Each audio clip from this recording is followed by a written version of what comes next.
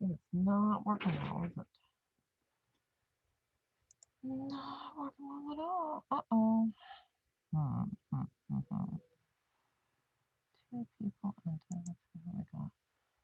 Other people. Okay.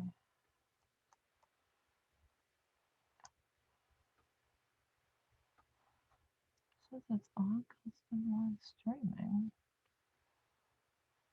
It's live. Custom live.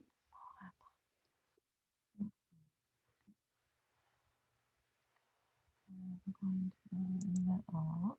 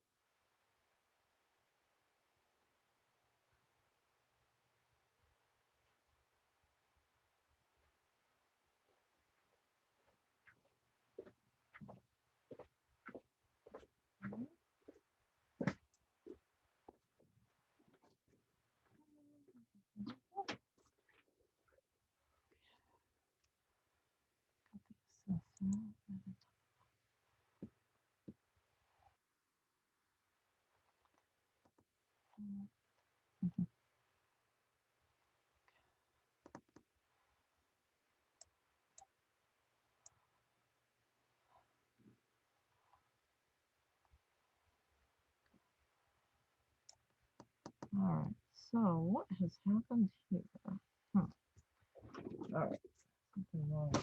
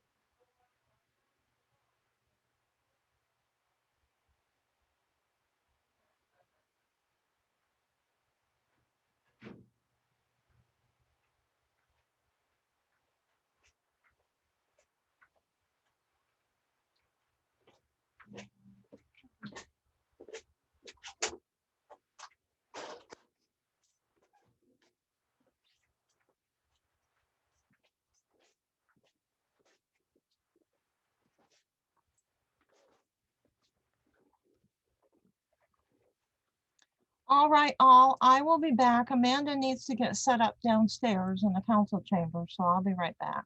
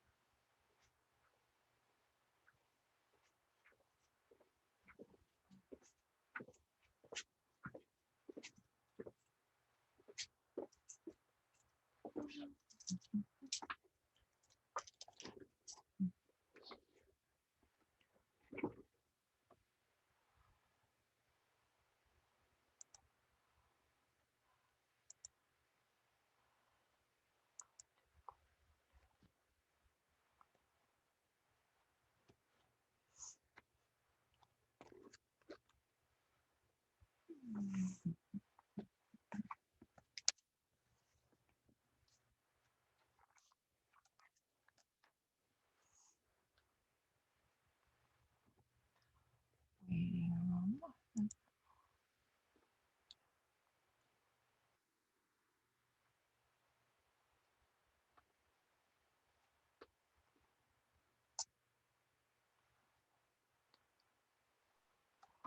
Can you hear me? Yes, yes. I can see most people.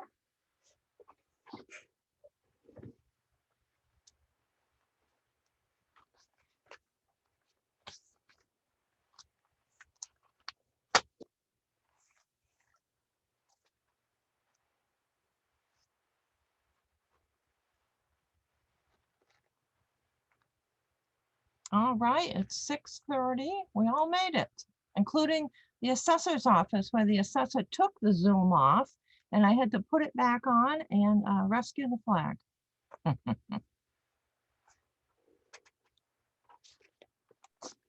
So are we ready to start with the Pledge of Allegiance then? Yes. All right. I pledge allegiance to the flag of the United States of America, to the republic for which it stands, one nation, under God, indivisible, with liberty and justice for all.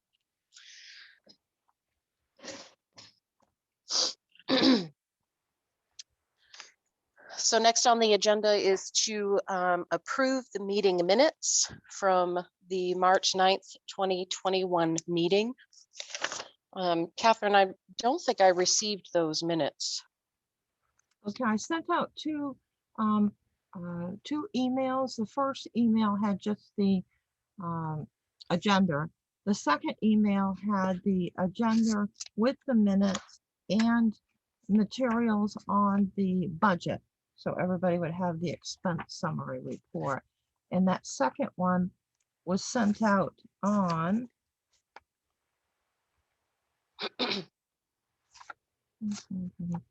oh, it's one of those notices. It doesn't say. It seems like it was Monday. Sunday, Monday, probably Monday. And the first notice went out last week.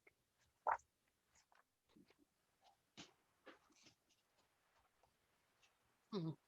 I can try to send something to you quickly if you'd like. I'm double checking my email. Yeah, the only email I have, Catherine, I don't know what happened with it, is the one where you sent out just the agenda. I don't have Okay. a second one. Did other people on the committee get the information with the minutes in it? Okay, people are shaking their head yes. And then attached to that was the expense summary report. And I printed out just so you'd have information on public safety. I did all those accounts. And then separately, I did all the highway just to have you start thinking. For next meeting, okay. Yeah, for the next meeting. And then today, this afternoon, I found in the email from the police chief a whole variety of handouts, 4 handouts, I believe. So I sent those all out to you. Obviously, you wouldn't have time to read those yet. I did get that one, Catherine, and I have read through it as well. I just didn't get the other one that had the minutes, so I apologize for that. But I wasn't at that meeting, so Jason and Heather were, and if they don't see anything that's conflicting with that, I'm okay with that too. If you could just send it out to me, Catherine, that would be great. Yeah, I'll do that tonight. Thank you. Jason or Heather, did you have any concerns with the minutes from last time?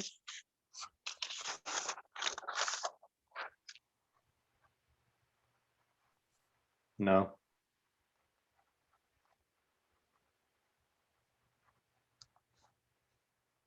I try to stay on the specifics for the minutes and just highlight the major items so that we've got a good record. Then we know what we're going to work on in the future at some point. I'll make a motion, we accept the minutes for the Second. last meeting. Okay, great. So all those in favor of approving them? Aye. Aye. Okay. So obviously we'll skip over the signed paperwork thing, but we'll remind people to do that. Yes, please do. Head right down to And the office on Thursday. and Catherine, I don't know if you have the ability or if there's anything available for me to sign. I can sign it before I leave today. Yes, yes, we can. Thank you. Okay, great. That would be great. Okay, so then on to the department budget discussions. So Catherine, did you want to give us a rundown quickly? All right, very good. So I notified each of the departments that have multiple budgets underneath them that you had wanted to have the department head supervisors present at the meeting to talk about their budgets, what they've been doing, wish list for the future, plans going forward. Also notified the highway department. And then I double checked to make sure everybody did get that, and the police chief did. And then he wanted to brainstorm with you all, and I suggested some actual proposals, which he did do and sent through this afternoon. And then I did speak with the fire chief, and he was going to talk about a variety of items too that were necessities for the department. And so expenditures are pretty low in both the budgets right now. Overall, just to fill you in, uh, Amanda, uh, communications is a $22,570 budget. That one does have a large expenditure that's taken place. So it's about approximately half spent now. The police department is a $810,330 budget. And that's not much, not a lot of spent, which is good. $170,000 has been spent. Fire department, always a very conservative budget. Bernard is very good with being conservative. $90,517 budget. $7,205 is spent. Street lights, always a problematic budget and one that we're going to do some actual project on, I hope by the end of the year to start one. That budget is $65,201. $10,619 has been spent. So we're right on target right now, as long as we don't have an issue with the traffic lights or a problem with a street light. And animal control, which we knew would be an issue anyway. $16,128 budget. And to date, we have $3,870 spent, but we have another 5 or 6,000 coming out shortly. Thank you. Okay, thank you, Catherine. I think the first thing I'd like to ask about, you had said in our meeting, excuse me, last week that it would be pretty easy to combine the 05 communications and the 10 police department. Certainly.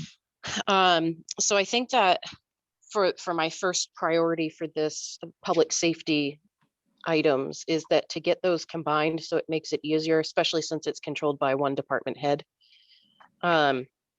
Animal control, I know we had kind of discussed bringing that in under the police department, but I wasn't sure where we stood on that one. It does need under the state law to have a separate budget. Okay, We just need to, once we have this all defined on how the animal control is going to be taken care of, then we can budget accordingly. If you're going to have a police officer that does just animal control, we can put that in the animal control budget. If we're going to have a separate ACO, we can put that in the animal control budget. Or if we're going to have a split position, we can split it up between police and ACO. But animal control does, under the law, require a separate budget. And then if there are surplus funds, and there were some funds donated to the town years ago dedicated only to animal control, and there was a small account for vet bills and sick animals and rabies clinics that is at Skowhegan Savings, and that has to be kept there. okay. So what can we do? What's the process to combine the communications and the police department budgets? I think that we can look at putting them together, and the police chief had put a page in his 4 documents that I received this afternoon and forwarded on to you all. That, of course, you wouldn't have time to read them all because it was late. But he laid out how this would be done. I will say in communications, there's usually money left at the end of the year. So there may be more money than what's required, so you might need to reallocate something for the future. And so we wouldn't be doing this now, we would be laying it out for next year, so it'll be ready to go. Correct. Yes. Mhm. Yeah. No, it's a good idea. So we could combine the two supplies lines, correct? Mhm. And Yes. then combine the maintenance. So all of the combined, the ones that have the same titles could be combined, and then we could create line items. I think the only one that isn't a duplicate is, oh no, I still see contract SVCs in. Mhm. So we can bring all of those budget items down into the police department and then close out 05. Would that be correct You for can- next year? You can do that, yes. And the police chief had a suggestion on one change there, which he can describe out. That was in his documents. Okay, great. We do that. Chief, are you on? Could you describe that suggestion? Mhm. Well, Catherine's pretty much explained it, but I said, take the allocated amounts for the supplies, general maintenance, equipment, contract, SVC, contract and rent and utilities, telephone account, and add them to the police or the police department budget line items that match. Delete the line items from the delete those items from the communications budget. And number two, I had add a line item to the police department budget for purchase rental dash comp slash SOF purchase, and move the allocated funds to the budget from the communication budget. Delete the purchase rental comp slash SOF purchase from the communications budget. This will, I think you're right, Amanda, this will improve the budget by removing redundancy and create an easier budget to review and to administer. So the one that you were referring to is under the communications is the purchase rental, and then the subline item of comp SOF per, you would want that to go under with the equipment purchase in the police department, but it would be a separate line item underneath that. Is that correct? Yeah.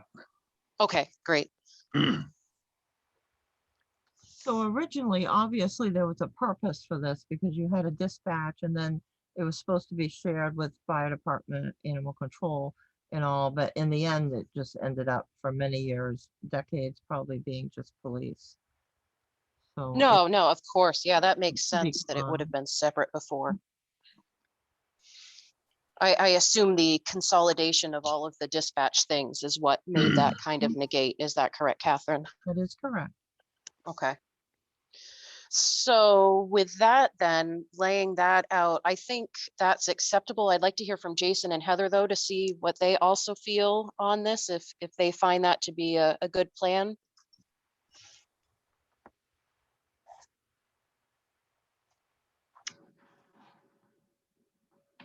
I mean, it makes sense to me. It's just more of an admin thing than anything else, right? Just so Mr. Bickmore can easily,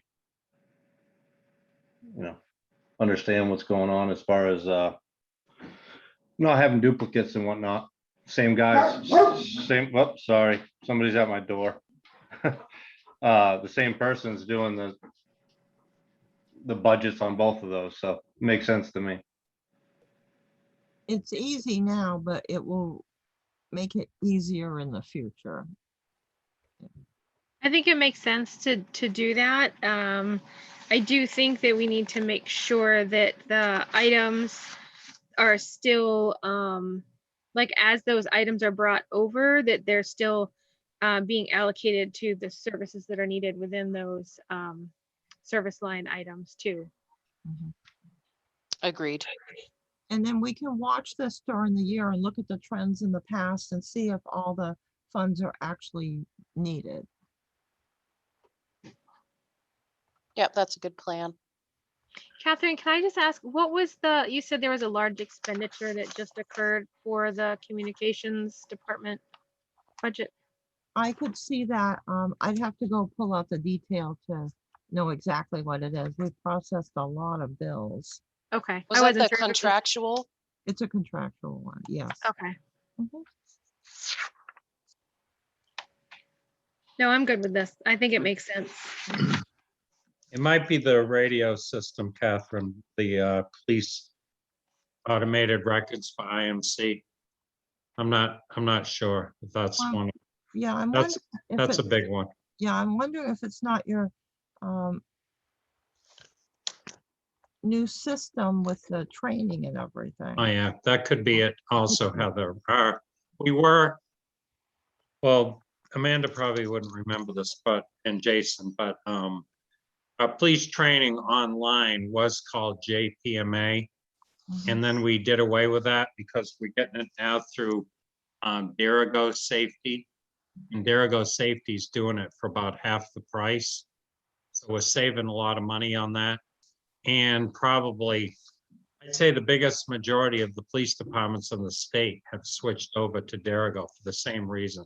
So we're in year 2, I think it is, of the Derigo. Isn't that a police budget item though, not a communications budget item? Wasn't that under your training materials and training costs? Some It of the might, items, I don't remember. some of the items when they're coded by staff sometimes go in different budgets. So I think that it is Okay. good to put this all together. I think it just makes sense. I mean, in general, the dispatch serviced through emergency services anyway. So it just makes sense to be doing this and to simplify budgeting and everything. So I'm all in favor of it. So the one thing that I have to check, and I don't remember communications being listed as a department in the administrative code, but if it is, then we'll likely, the next time that we change the code, we'll need to delete that department listing in the future. I don't Okay. believe it's in there, but if it is, we'll have to delete it out. We wouldn't do it till next year. I can Well, put we it on have the list. we have code changes come up when we do ordinances, right? That we could put it in with that. Yes, but we probably wouldn't do it till after, until we get into next year. Because it's still a department. Would we have to do it though before we combine the budgets for 2020?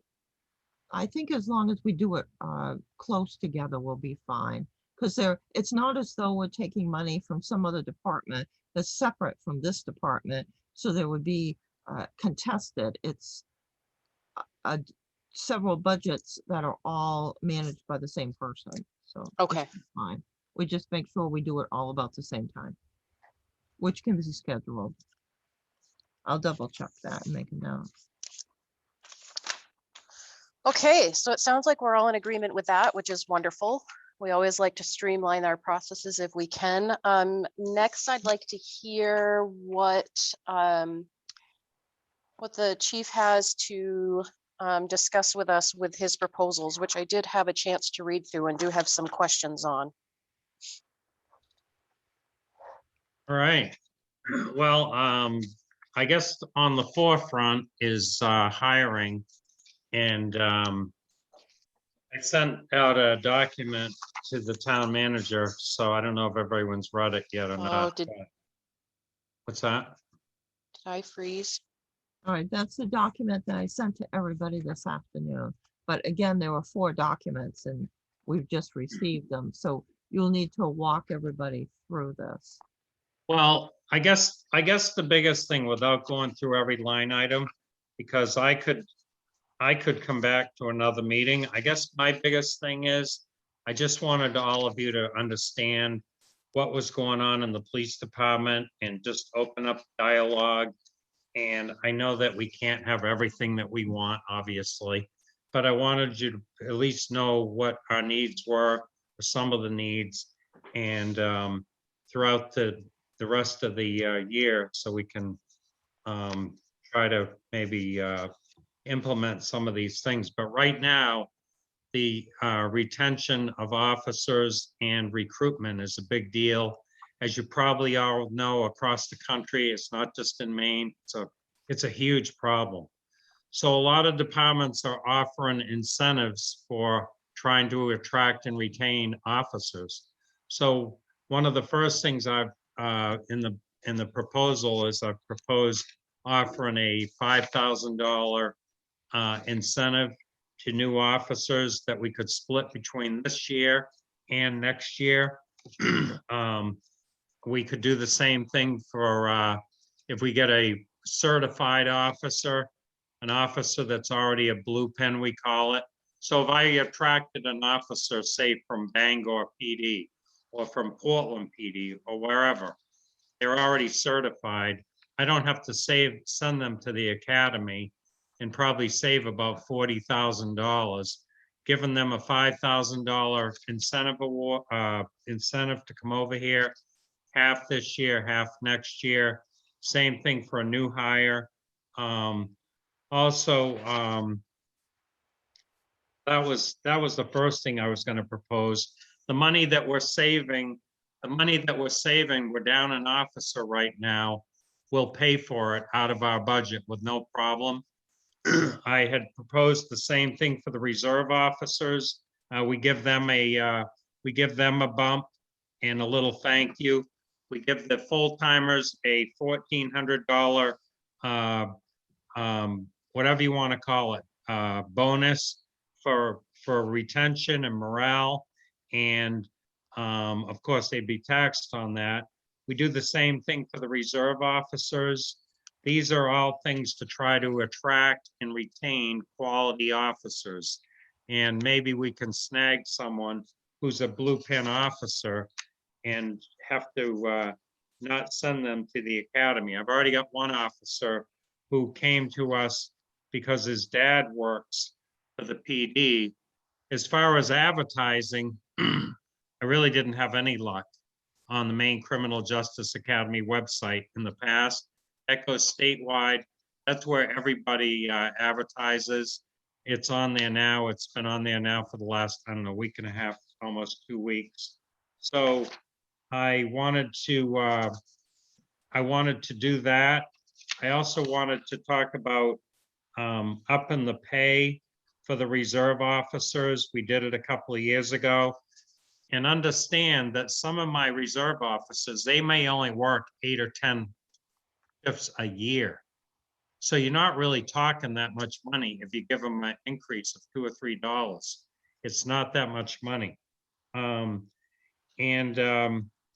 Let's see, this is for retention and keeping the officers here. I'm allowed to have 8 reserve officers on the books. I'd like to raise the reserve pay up to $19 an hour from $16 for new officers, $21 for experienced officers, and $22.53 for blue pen officers who are reserved. They're going to the same calls as the full-time officers. We're not giving them that much more money. Then I've got a whole list of ideas to try to set us apart from other departments. And just, these are, like I said, these are things to talk about. I'm not saying that we're gonna get all these things. I just wanted to have open collaboration so we can make Pittsfield stick out, and someone who's not, instead of them going to Waterville or a Bangor or a Skowhegan, they'll want to come to Pittsfield because Pittsfield's a nice town and it has a lot to offer. And we'll keep the officers. So this, I hate to say it, but I'm on the board of directors for the Maine Chiefs Association. I'm the District 4 rep, so I'm the district rep for Kennebec and Somerset counties. So I'm in the Chiefs meetings twice a month, and everyone's having the same problems. Everyone's trying to come up with fancy ways to wave carrots in front of someone to get them to come to their department. But it's not like when I started in 1979. It's all about money now, no matter what you say. It's all about money. That's what they want. And if we're going to get good candidates, that's what we have to be willing to do. But I hope that doesn't sound like an extortion or something, but that's kind of the way it is. But so giving the full-time officers a new officer coming on, giving them a $5,000 incentive award or a bonus to join. We've never done that before. There's departments north of us and south of us and all throughout the state doing it. It's not just like one or two departments. Give them that. Give them a $1,400 pat on the back. The same for the reserve officers. Then up the pay for the reserve officers, like I said. Then these are just some other ideas. Explore possibility of changing the 25-year retirement from 50% to 2/3 after 25 years. That's what a lot of departments are doing. It's another carrot to wave in front of someone that's going to make them want to come here. Here's another thing that's really big on my list is we need to have, I want to try to get it on the radar so we have 2 officers working a shift 24/7. Now, 80% of the time on a midnight shift, we probably don't need 2 officers, but 20% of the time we do. And it's incredibly dangerous out there. We're getting more and more calls for violence, domestics. A couple of months ago, an officer went to a domestic on Peltomer Avenue, got thrown around. I responded from home. Now we had a deputy and a state trooper that responded, but it was like at 11 o'clock at night. If it had been 1 o'clock in the morning, they would have been home in bed like me. So it's not quick enough to call someone out of bed. So something that I'd like to plan for the future is to try to get 2 officers on a shift because of officer safety. So I'd also like to explore the possibility to amend the current Pittsfield Police Association contract to increase their pay. And I'd like to explore the possibility of giving each full-time officer their own cruiser so they can respond from home and be more of a deterrent in town. Let them use the vehicle when they're off duty, like the state police. I'd like to change the contract. Right now, the officers have to live within 20 miles, I believe it is, of town. I'd like to lift that. I'm not going to be able to attract and retain an officer from Bangor PD or Augusta or Waterville. There's, I mean, in my opinion, there's no need of that. I don't care if they live in New York City as long as they show up to work on time. And you know, some people might argue, well, they've got to be able to respond. Well, that happens so infrequent that, you know, as long as they show up to work, and that's another reason to have another officer on the shift. We're getting more and more calls up at the hospital. We need more, you know, they need security. We had a patient up there yesterday, as a matter of fact, who flipped out. The officer had to go hands-on along with the medical staff up there. She bit a medical staff person up there. A couple of months ago, we had a similar thing where a hospital employee was assaulted. So we're getting more and more calls up there. I actually have a meeting tomorrow morning at 8 o'clock with the hospital to talk about some of the security stuff. But some of the other things that don't really cost a lot are to give the officers when they start, instead of making them start off with 0 vacation and sick leave, give them 2 or 3 weeks right up front. That's what a lot of departments are doing as an incentive. Walk in the door, you got 2 or 3 weeks vacation on the books for sick leave and vacation. You know, give them more, maybe give them more sick leave. I talked about the reserve pay, changing the shift structure around. We're working 5 8-hour shifts. A lot of departments now, what they're doing is they've gone to 10-hour shifts or 12-hour shifts. It's better for morale. They have to work, you know, less shifts a year.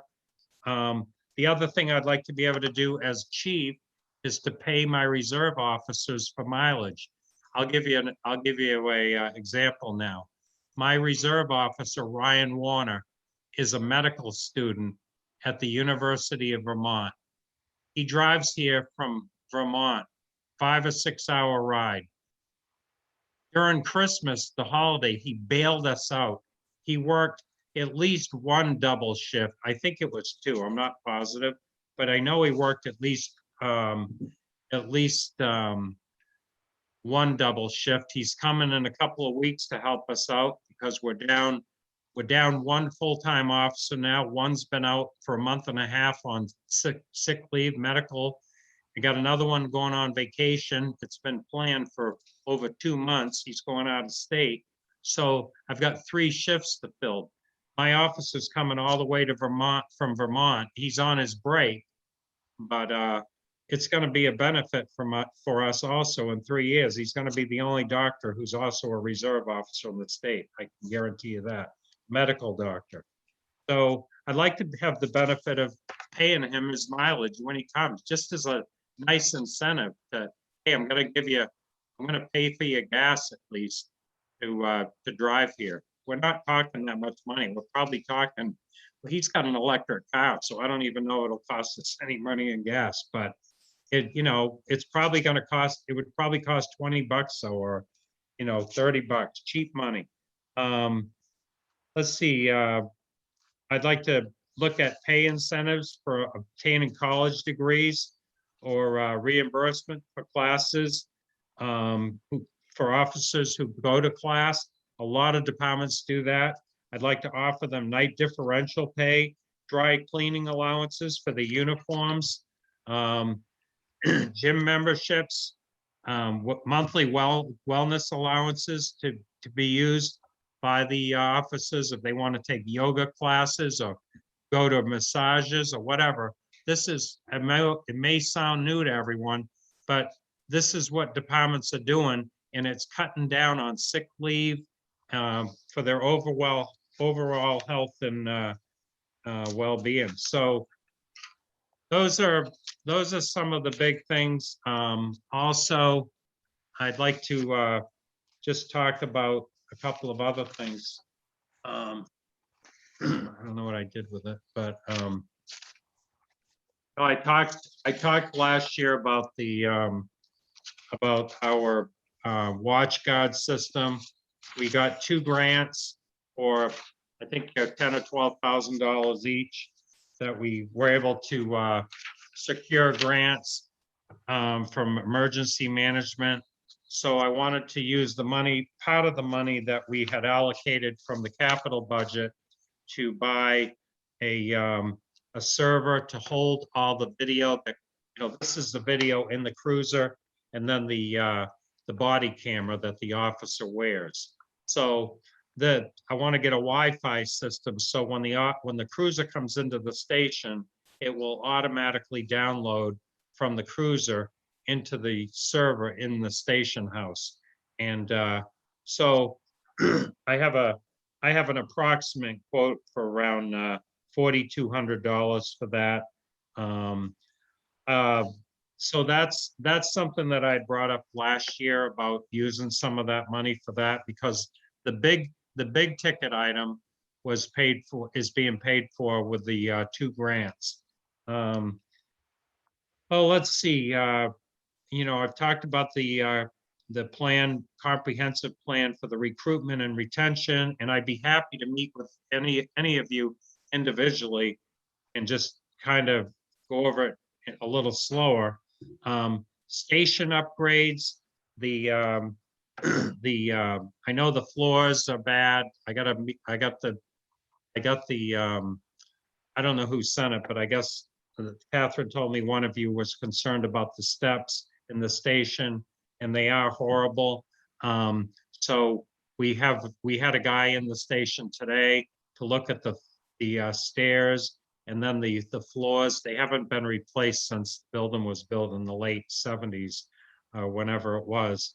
So, but it definitely needs to be repaired. The place hasn't been painted. Inside our station hasn't been painted since the building was built. The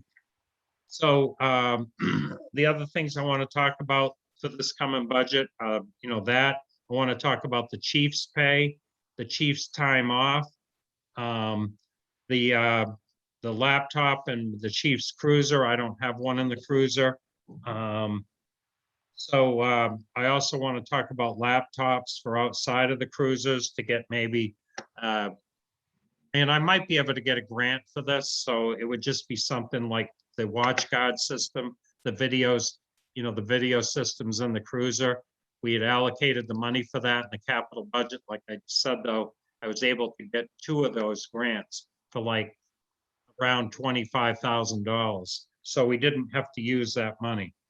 I got to look into maybe a new repeater, radio repeater for the police department. I don't know if the fire department is on that same repeater, but I know that the officers have complained at times about there being some dead zones.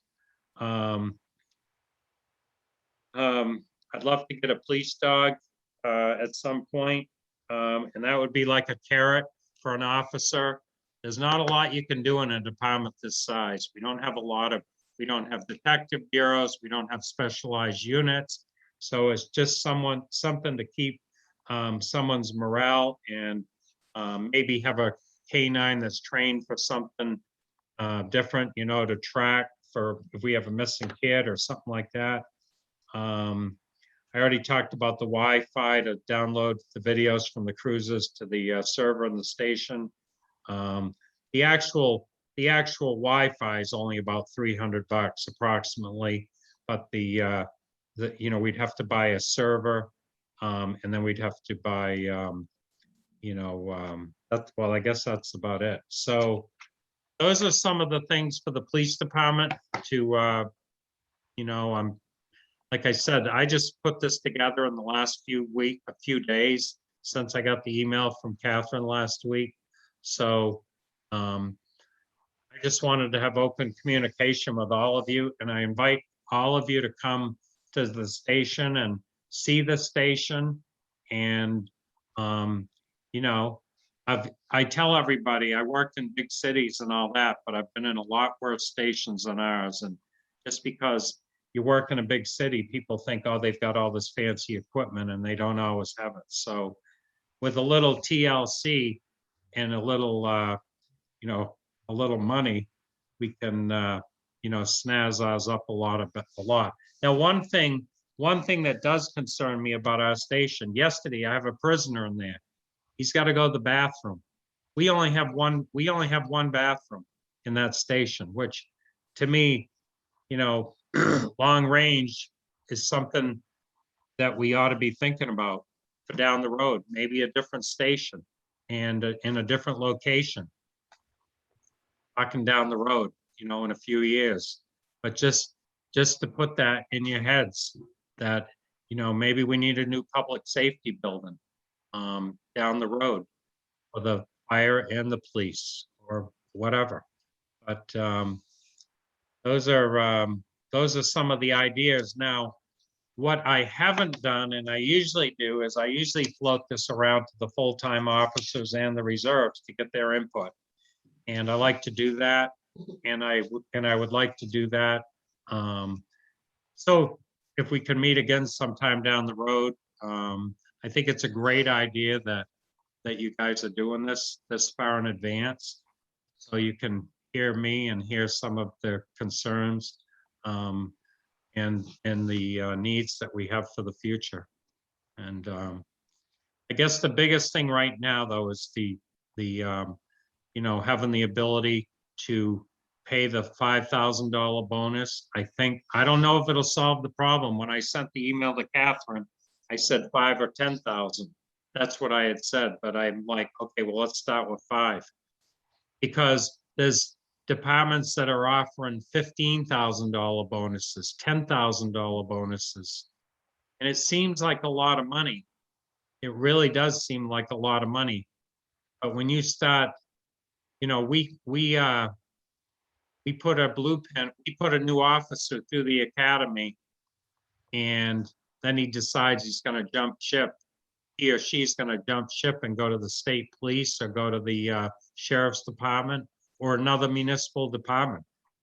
I hate to say it, but it's a dog eat dog world out there, and that's what's going on. These people are jumping ship, and it's about the money. And I know when Bernard and I started, it wasn't like that. And I'm not saying everyone's like that. Not everyone is like that. But that's the generation we're in. And Well, thanks, Pete. This is a lot of really great information to take in. I know, I don't know if Jason and Heather had a chance to read through this, but I had read through it before our meeting and I had written down a couple of questions. Some of it will be stuff that we'll have to get from you at another time. I agree we should meet again to discuss this, especially after you have a chance to discuss it with your officers and get their input. My first question with the recruitment bonuses stuff was that you had said with an applicant that is not a certified Blue Pin officer, that you would award a signing bonus of 1/4 of the $5,000 at the time of signing, 1/4 at the time of completion of all courses, and then the remaining half at the 3-year anniversary of the sign date. But the signing bonus for somebody who's already a Blue Pin officer, they would receive half at signing and half at their 1-year anniversary date. And I wonder if to make them a little more cohesive, instead of having at the 3-year anniversary of the sign-on date, it is 1 year after 1 year of completion of training and probationary period. That way it encourages them to stay on the force for a year after everything has been completed, in case it takes a while to get, as we know, when COVID hit, it caused a lot of issues for trying to get the trainings completed. And you've said that sending somebody to an academy takes $40,000. Do we pay that $40,000? well, we're paying the salary, all the training. I'll give you an example. If I have an officer right now, okay, who goes to the academy, just say he graduates tomorrow, and then he decides he's going to jump ship. He's going to go to Augusta PD. Augusta PD would have to pay us $40,000 for that, for the first year. It goes down over 5 years, but for the first year, they would have to pay the town of Pittsfield $40,000. The next year, I think it's $35,000. Because what was going on for years, Amanda, was the people were jumping ship. And they'd come to a place like Pittsfield, they'd get their Blue Pin, which is, like I said, it's this full-time certification. So they get their full-time certification and then they go to a place that's a lot busier, that has specialized units, that offers more. And then the department like Pittsfield is like, we just spent all this money for salaries and everything else that goes with the training to put this through put this officer through this training, and then they're gone. And then you have nothing. So the Maine Criminal Justice Academy and the Board of Directors of the Maine Chiefs Association, several years ago, I don't know exactly when they implemented this, but they came up with this plan. So departments aren't getting robbed, like I just mentioned. So it does cost a lot of money when you factor in all the cost for the training and then salary, etc. So, but you know, when I put this proposal out there, I mean, that was one of the reasons I wanted all of you involved in this, because I wanted to throw it on the table, and then Amanda or Heather or anybody, Jason, you might have, or even Bernard or Dean, they might have an idea about this that I never thought of. And they might have a better idea, just like Amanda brought up. That sounds very plausible and a good idea. So this isn't set in stone, it's just an idea. Every department's doing it different. And what I want to do is, I don't really want to compare us to Clinton or to Newport or whatever. I want us to stand alone and make us unique, because I want us to be I want a new officer to be attracted and want to come here and want to stay here. You know, it's like I just said, people are jumping ship, and the big words are, you know, attract and retain. So we want to be able to do that. We've been pretty lucky, but we want to get quality officers. You don't want someone coming to your house when you've got a complaint. Anybody can drive that cruiser, anybody. You want quality people. And that, I mean, that's what I think we should strive for. I don't think we should lower our standards. And I think we should try to get the cream of the crop. But it's gonna cost a little bit more money to do it. Just Uh, as a note, the schedule in which a town or a department sends an officer to school and then another department hires them quickly, that schedule's been in effect since the 90s. The amounts have changed because the cost has been more, but that used to go on. All of this that's going on now used to go on back in the 90s, Mm. in the 2000s. It's just less people now, so it's more intensive. Catherine, do you know why we had the requirement of the 20-mile radius?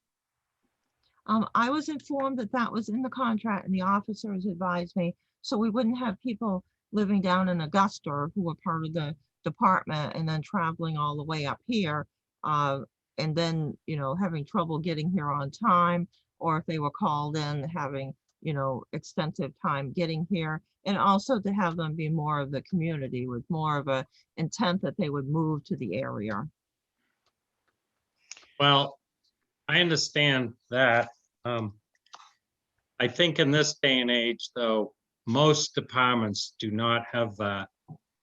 I'm sure there's a few around that have it, but most departments don't have that because this, if I have an officer that lives in Augusta or lives in Bangor, like I said, they technically can't even apply.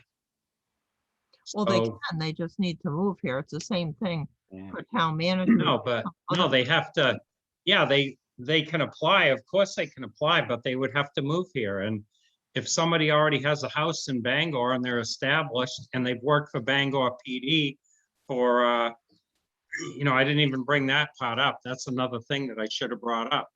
We have a pay cap. Right now, I only can pay an officer. I can hire an officer who's a senior officer according to our contract up to 5 years. But I would say that we lift that because the most right now the senior officers get, the highest the contract goes up is to 6 years, and it's less than $1 more. So at least if I say to the guy from Bangor who's got 15 years on, who lives in Pittsfield, and I know we have a couple that live in Pittsfield who work for Bangor PD, and I think the same South. Hey, I can't maybe give you what you're making at Bangor PD, but I can at least give you top pay. We're only talking, I can show you the contract. It's like less than $1 more an hour. And at least in their minds, they know that we're pushing for them to get top dollar. And we, you know, they save on gas, you know, from commuting. That's why I mentioned earlier, one of the things that we could do to maybe work with the union and the town to up the pay a little bit. I know they just had a new contract a year ago, but you know, these are all recruitment incentives. So like I've said, now we could maybe snag a guy from a Bangor PD or Augusta or wherever, a guy that retires from the state police. They're, you know, most of them are pretty young. All I right, mean, so, oh, I'm sorry, Heather has her hand up. Oh. go ahead. So I think, you know, there's a lot of different issues that you've brought up, Pete, and we can address them kind of one by one. The pay issue is a bigger issue, I think, than we can solve tonight or even just in a one-year budget type strategy. We do have a 3-year contract. It just started in January. So for the next 3 years, we have that contract in place. If we wanted to change anything, we would have to go back to the union and then open up negotiations again. I don't know if we want to do that or not. It seems like right now, the one thing that we could definitely do is to lift that 20-mile requirement. It wouldn't cost us any money. It wouldn't mess with the budget at all. It's definitely always nice to have your officers be part of your community, as far as living here and having their children in the schools and things like that. But right now, you know, a lot of families have two parents working, and, you know, it might be that where, you know, the other partner works in the other half of the state, you know, and they're in Augusta because it's halfway between. And so just lifting that would be something quick and easy, simple that we could do that might open up a bigger pool of applicants for you. That would have more of an immediate effect and wouldn't have the negotiations issues that we would have going for pay changes. I think that while it's a good idea to have the incentives, because you see them for everything, you know, Puritan has incentives, the hospital has incentives, just about everybody has incentives, because it's really, really hard to get people to come to work right now.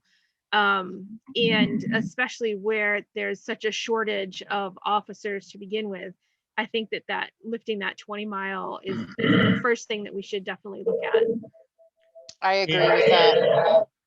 And Heather, just to reiterate, these are just proposals that I brainstormed that, you know, like the contract money, you have the union contract. I mean, I understand that might not be something that we can do anything with. It might have to play out till the contract expires. But at least all of you know, for the future, in a couple of years for that particular subject, that's something that we got to look at. But I think as far as the hiring bonus for the $5,000 bonus and up in the reserve pay, like a couple of years ago, 2 years ago, we were only making, the reserves were only making $11 an hour. Yeah, I remember.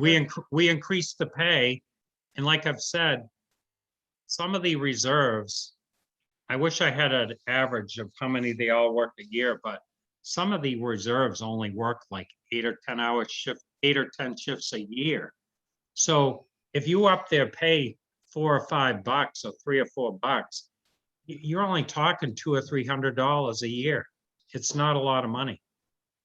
So as far as some of the other items that you listed, like the wellness things and the counseling and the yoga and things like that, I think those have benefits beyond the police department. Obviously, it would have great benefits for officers as far as mental and physical health type benefits. But I think that that's something that we might want to look at for all of our employees. You know, granted, the police officers might be under more mental stress because of this type of work that they're doing, but within our public works department and our water sewer department, our cemetery department, you know, it might be a really good idea for us to be looking at wellness programming for all of our employees.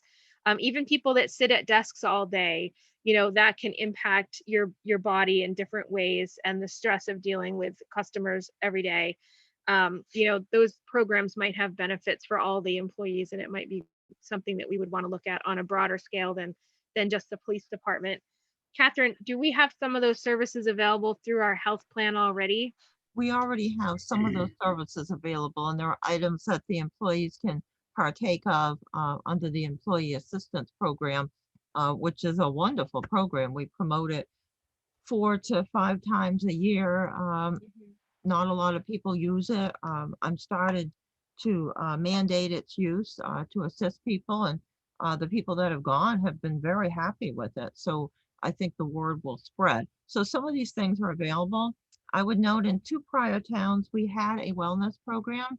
To have a good wellness program, it ended up being like a half-time position for the individual that worked on it. So we had to hire more people in one town, and the other town we had to move things around just to keep it going and make sure that it was something that was a benefit to everyone, just in the scheduling of all the events and making sure that everybody was involved and that all the new items are taken care of and the budgeting was done. And it was amazing how much time it took. It was very good for the employees.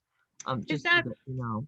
Is that something that might have the possibility of, we have a part-time rec director. Is that something that could fall under that to make that a full-time position? That would fit well with recreation. I do think the Recreation and Parks Committee is going to be proposing a full-time recreation director. Certainly with all the programs that we have, we've been very, very fortunate that we've had hundreds of volunteers because we're basically running a full-time department with a part-time person. But I yes, think- you could combine something like that. Some towns have, and I've had in one town, a community services individual that went beyond recreation, dealing with elderly, senior citizens, diverse groups, and also the town employees. So there's different combinations. There's a lot of good things that can be done, definitely. Well, thank you, Pete, for all the good ideas. And I think there's definitely some work there that needs to be done. But like I said, I really think the first thing we should do is just get rid of that 20-mile requirement and see what happens with that, if that can open up a hiring pool for you. If it would certainly make more people eligible. So one thing I did want to mention is some of these items also impact all the other town employees. A change to the main PERS program would affect everybody else too. And that would be substantial costs. Right now, we've got really extensive costs to that program. It used to be a lot less expensive, but then as people came from out of town, more so for the police positions and others coming in, they all picked up the main state retirement system, now known as main PERS, whereas before they didn't. So that would be something we would have to be extremely cautious on that. And I think when we get into the fire department, obviously the fire department could certainly use a different pay structure, something I would think similar to this if the police are going to have it, because they too, a very important department that should have more staffing. So I when do you're have- talking, Sorry, Heather, go ahead. I was just gonna say, when you're talking about the main PERS, is that the percentage of match that the 1/2 and the 2/3 is referring to? That the town matches what the employee puts in? It's a different, yes, it's a different percentage now. Okay. That's in the program that we were approved when we joined back in, I think, the 1940s or 1950s. Okay, thank you. Remember this town. I had guess- one more question about the retirement thing too with Maine PERS. I actually happen to belong to Maine PERS because I worked for the community college system. So just to understand, are we doing a percentage of what is being put in by the employee, or are we putting in a set amount? We have a set amount. Okay, so with this possibility of changing, this is saying that instead of doing our set amount, it would be a 50% of what they do. Could you clarify that, Pete? The way I understand it is, what I'm talking about is when an officer retires with 25 years, he goes out at 50%. That's what I'm talking about. Oh, that's how Right. much they get paid out That's- when they that's- retire. Correct. But what I'm saying is, I'm talking about taking care of the employees. I know all this is gonna cost money. That's, like I've said, these are ideas. If we're gonna try to attract and retain good quality officers, good volunteer firemen, and all the other departments. I mean, but a lot of towns, what they're doing, I'm talking about the police department tonight, and I'm totally on board with everybody working together. But we want to try to attract and retain good quality police officers. A lot of departments that change in the retirement, it's going to cost more money. And instead of going out at 50% after 25 years, they go out at 2/3. They go out at like 66%. It's another carrot they're waving in front of officers to get them to join. My point was simply that some of these items will impact all the other departments. You know, obviously, I had trouble recruiting even for the transfer station. Code enforcement, 15 towns now, 16 towns are looking for code enforcement officers. So, you know, it's getting pretty similar. You know, the issue is going on with all of the positions basically, but police, fire, I would say code officers are the more difficult ones right now. I just have one more question and then I want to move on to the fire department, who has sat very patiently waiting for us. Mhm. Chief, did you mention that you do not have a laptop in your cruiser? Yes, I do not. Isn't that something that's needed in each cruiser, or am I misunderstanding how that works? Well, it would be, we do have two cruisers that have laptops. And in fact, just brought up a good point. I'm gonna need another one for my other cruiser, I call it my SRO cruiser. But so yeah, it would be helpful because what I do is like I'm working patrol. I've been working patrol here on shifts, and when they attach me to a call, I have to call into the station, and it's just easier for me because I have all my stuff in my cruiser if the other cruiser's being used. But yeah, I mean, I'm talking about getting another laptop, and there's another thing, I might be able to get a grant to do that. Like I've said now a few times, I'm just putting it on your radar as a need down the road for the next budget. So if I can get grants to do something, then I'm gonna try to get the grant. Like the watch guard, I said, hey, let's not spend that money this year. Let's wait, because I might be able to get a second grant, and we did. So we haven't spent a penny of it. The only thing I've said on that is I just want to use it to buy some of the other stuff. So yeah, eventually I'd like to get another laptop for my cruiser, and I'd like to get a couple for the officers. So when they go into someone's house, they can take the laptop with them so they can type their report right there, or we're doing a search warrant, or something like that. They can type it out right there. They got to give the person an inventory of what they took. Just things to modernize the department, make us more professional. Are all reports done electronically now? Ma'am. Okay, so is the current system that they're bringing a pad with them, taking the notes and then coming back and entering it?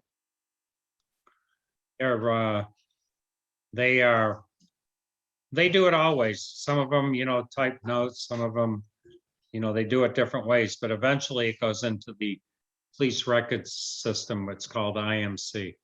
Okay.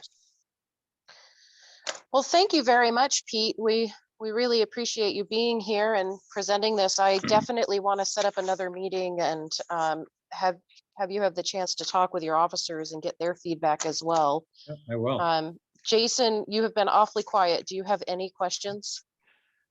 No, I mean, I had some comment. I think this was a really well thought out and a lot of good ideas. I would say, like Heather said, that 20-mile limit, what's the process to just getting rid of that? Do we just simply say we're not going to do it anymore and we strike it from from the process, or what do So we do to get rid of that? anything that's in the contract has to be negotiated out. So any contractual items, all of these items, with the exception of a few, like the police chief buying a laptop is just a basic administrative item that he would do. But, any of these bonuses, changing any of the pays. I'm not talking about the pay and the bonuses. I was just talking about. The radius for Right. These are all items that are in the police contract that we just finished negotiating. Anything to do with the With- reserve officers is separate. With the union, is that? Yes, Is yes. that what you're talking about? Yeah. So Well, I mean, currently, I wouldn't think that the union's gonna have an issue with you just getting rid of that, but obviously you gotta work with them and come through that, but whatever that process is, I would think we would want to do that. Yes, we had really good negotiations. The pay was increased and the officers said that was very good pay, higher than the surrounding area. So they were extremely happy at that time. That was last year. Yeah. Just specifically about the 20 miles, that would be a good thing to get. And this is just because I'm not that familiar with it, but Mr. Bickmore, you said that you were thinking about having, when people instantly come in, you want them to have 2 weeks off, 3 weeks off, whatever. Obviously, that's gonna probably impact everybody at the town office and the fire department and everything else. But so at this point, when do people start accruing time off? Well, they earn so much a month. And they start out with 0? Correct. Yes, And how Even, much? even department heads like me started off with 0. even the town manager did. That's Any pretty, other place I typical. worked, I started off with 4 or 5 weeks of vacation on the books when I started as a department head. Right. I mean, this is just me throwing out an idea, and obviously we'd have to work through a lot of it, but I mean, I would think a lot of it would be based on like experience and rank and stuff like that's how it is for me at Kleinschmidt. If I come in at a top level engineer, then they're not starting out with 0. They're not even starting out with 3 weeks. They're starting out with 5. I think every employee comes in with 3 weeks, and that's really just, if I come in and I have a newborn baby and I got no time off, like that just is impossible to do. So I would agree with like Mr. Bickmore, and I mean, I think everybody at the town office and everywhere else should come in with something. And I mean, and if they leave after 3 weeks and they used 2 weeks of vacation, then obviously they're gonna have to pay that back or be deducted out of their pay or whatever. so The But only that- other, I think that's a pretty good idea too. so that we're clear, it's very typical in towns that people would come in at 0 unless there was contracts, for example. If there was a contractual employee, they would make their own arrangements. But to be clear, here in this town, the council is very clear, as they are in many towns, you start out with 0 and then you earn your money. I understand, but in business is different. So if that was changed, that's again, like the Maine State Retirement System and some of these others, it would be changed for everyone. And I'm not saying it's a bad thing at all or a good thing. It's just we would have to look at the overall cost for everything. And I understand the pros of this, but I don't know of any town where regular employees or department heads or even town managers come in with, 5 weeks of pay on day Uh, 1. Yeah, I didn't mean necessarily 5, but No, you well, didn't. let me interject here, that's not correct. In other towns, police executives, other executives do start, like you were talking about, Jason. That's how they start.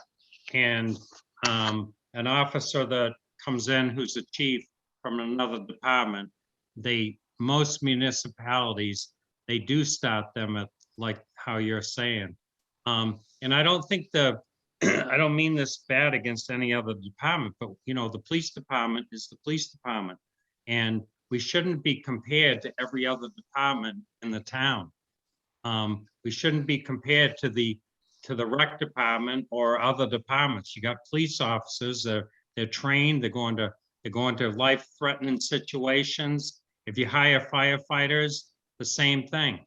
I don't think we should be compared, and I don't think it should necessarily be the same pay or the same benefits for every department. Firefighters, police officers, and then department heads, I think should be treated different. And I know that might be the way it's always been, but what I'm trying to say is if we're going to attract and retain quality officers, which is what the subject is tonight, we need to be able to, I think outside the box and do things different. And the same with the executives' pay and benefits like mine. So 40 years of law enforcement, and I had to start at 0. So this is all really good conversation, and I think that some of this pay stuff and benefit stuff obviously can't be decided tonight.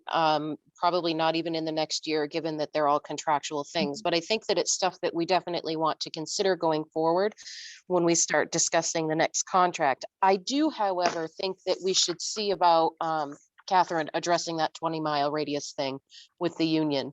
My understanding is that only impacts the full-time officers and not our reserve officers. Is that correct? That would be correct. The reserve officers are not part of the contract.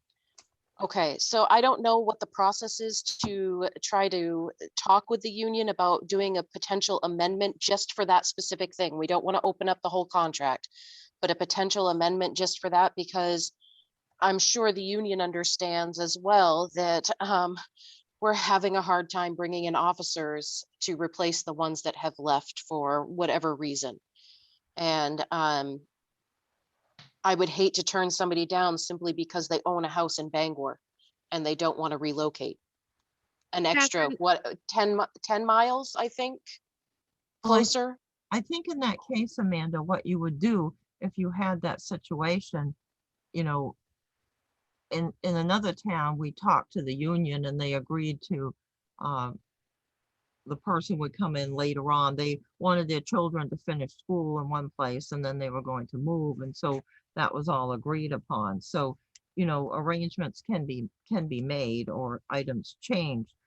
If we bring this one up, there is a couple of other items that will come up, but I can explore that. No problem at all. Sounds good. Does Yeah, that the- would be good. I'm just thinking, like, if we have somebody who's 21 miles away, it seems ridiculous that we couldn't offer them the position. They'd have to move 1 mile closer when they already have a home that they may own outright. So Amanda, we would talk to the union. I think that we would come to an arrangement. I realize that, you know, if we go to them with this one issue, they might have issues that what they want to address.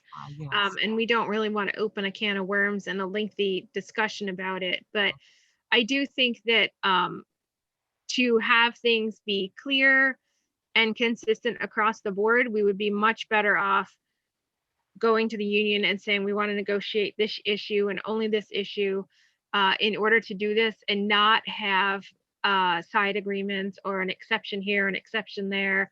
I think it's just not a good idea to do that. So it sounds like our committee here is in favor of doing that.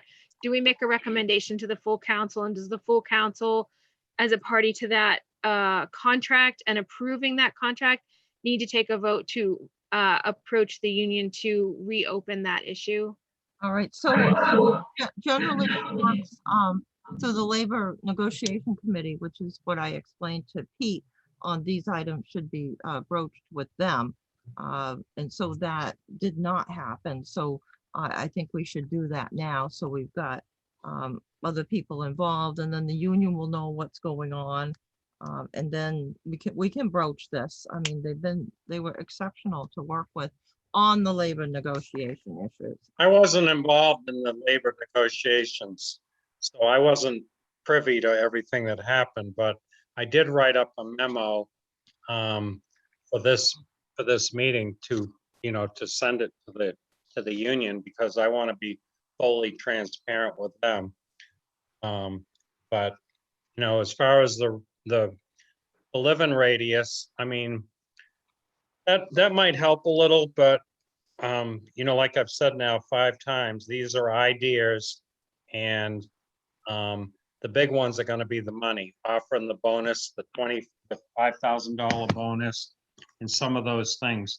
I don't think the union would be against those things. Well, we're going to be in a bad shape here, because we're already, like I've said, we're down officers. So.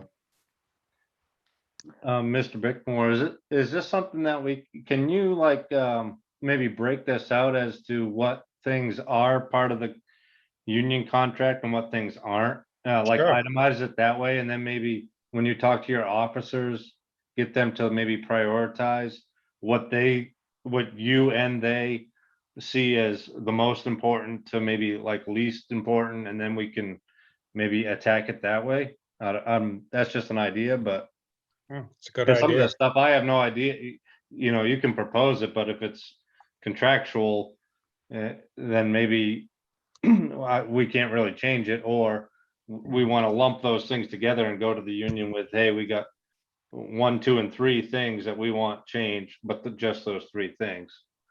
You know, we don't want to go with one thing here and one thing here, Right. you know, Yeah, just kind of exactly. get it all lumped together and say, this is what we want to change or whatever. But I can for definitely me do that. personally, that would help, because I'm not familiar with, you know, the contract and all that different stuff. So if I it's think not, that's a great idea, Jason, because I also am not familiar. I wouldn't have it's thought a not, 20-mile radius would have been a union contract thing. yeah. So if it's not, you know, too much effort, that would be helpful. I can definitely do that. All right, great. All right, well, thank you, Chief, very much. I appreciate it. Let's move on to the fire department, please, Catherine. Thank you very much. Thank you. All right, very good. We've got very patient chief and assistant chief, a deputy chief here to talk in general about their budget. And I think some of the equipment needs. They may have some other items after hearing the previous discussion. So Bernard, you could take it away.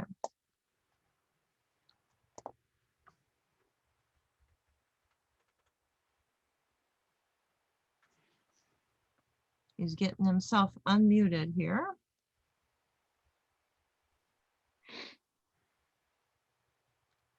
There, that ought to work better. There you go. Bernard, we can't actually see you. Can you tip your screen down a little bit? We're Oh, getting I your can. forehead. That's probably a good. There we go. I like this. Wow, look at that beard. Yeah, that's gotta go here in the next few days. There's a couple of things I'd like to talk about is first would be our equipment, our engines. We have engine 1, which is our newest truck, and it's already 4 years old. This last month. Engine 3 is 35 years old. Engine 4 is 18 years old, and Rescue 1 is 13 years old. So Could you say the last 2 again, please, Bernard? engine 4 is 18 years old, and Rescue 1 is 13 years old. Thank you. Engine 3, in order to get inspection, is going to have some new tires and the steering assist cylinder. And at this point, I'm not in favor of putting very much money into it. We did that with engine 1, and then the next time we went to get it inspected, it wouldn't pass, period. So, you know, tires are not terribly expensive, but the problem is, in order to put new tires on it, we got to buy new rims because it's got the old locking rims on it. So every time you touch it, something gets more expensive. Bernard, what role does engine 3 play in your firefighting? Well, as it sits right now, it'd be the 3rd unit out to like a structure fire or something. We'll also use that as the 1st unit out for grass fires and that type of stuff. Is it a pumper? Oh yeah, it's a tanker pumper. It's got a Tanker 1,000. pumper? Yeah, it's got 1,000 gallon a minute pump and 1,000 gallons of water. Maybe I ought to back up and do that. Engine, all 3 engines, 1,000 gallon a minute pumps without, no, wait. Engine 1 and engine 4 are 1,500 gallon a minute pumps with 1,000 gallons of water. Engine 3 is 1,000 and 1,000. Rescue 1 has 350 gallons of water and a 350 gallon a minute pump. And the reason we went to that truck originally was because under the rules, if you're going to do any kind of extrication, you're supposed to have something with water on scene. And we bought that to kill 2 birds with 1 stone.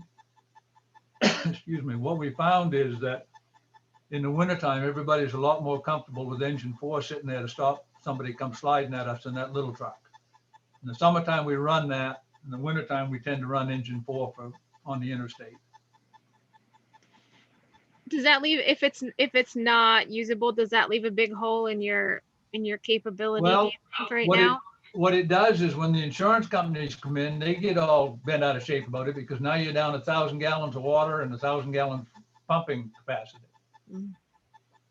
That's, So, Bernard, 35 years old is really old for a fire truck. I'm curious, what is the typical age to transition to a new engine? well, I don't know in this state what the typical age is.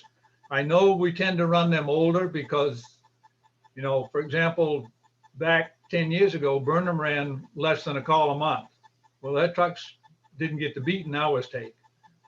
I would, and I'm pretty much, and everybody I've talked to in the business, these new trucks, for example, engine one, it's going to cost you a lot of money to keep that on the road for 30 years because of the electronics. You know, everything on it is run by a computer. Engine four is the same way. And I just don't think that 20 years down the road, those computers are going to be, they probably will still work, but it's going to be expensive to keep them up. Repair parts, one of the major manufacturers of pumps, we fortunately don't have any of them.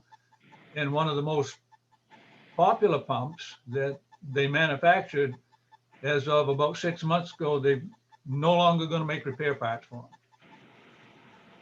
And there's probably 2/3 of the trucks in the state of Maine have got that pump on it.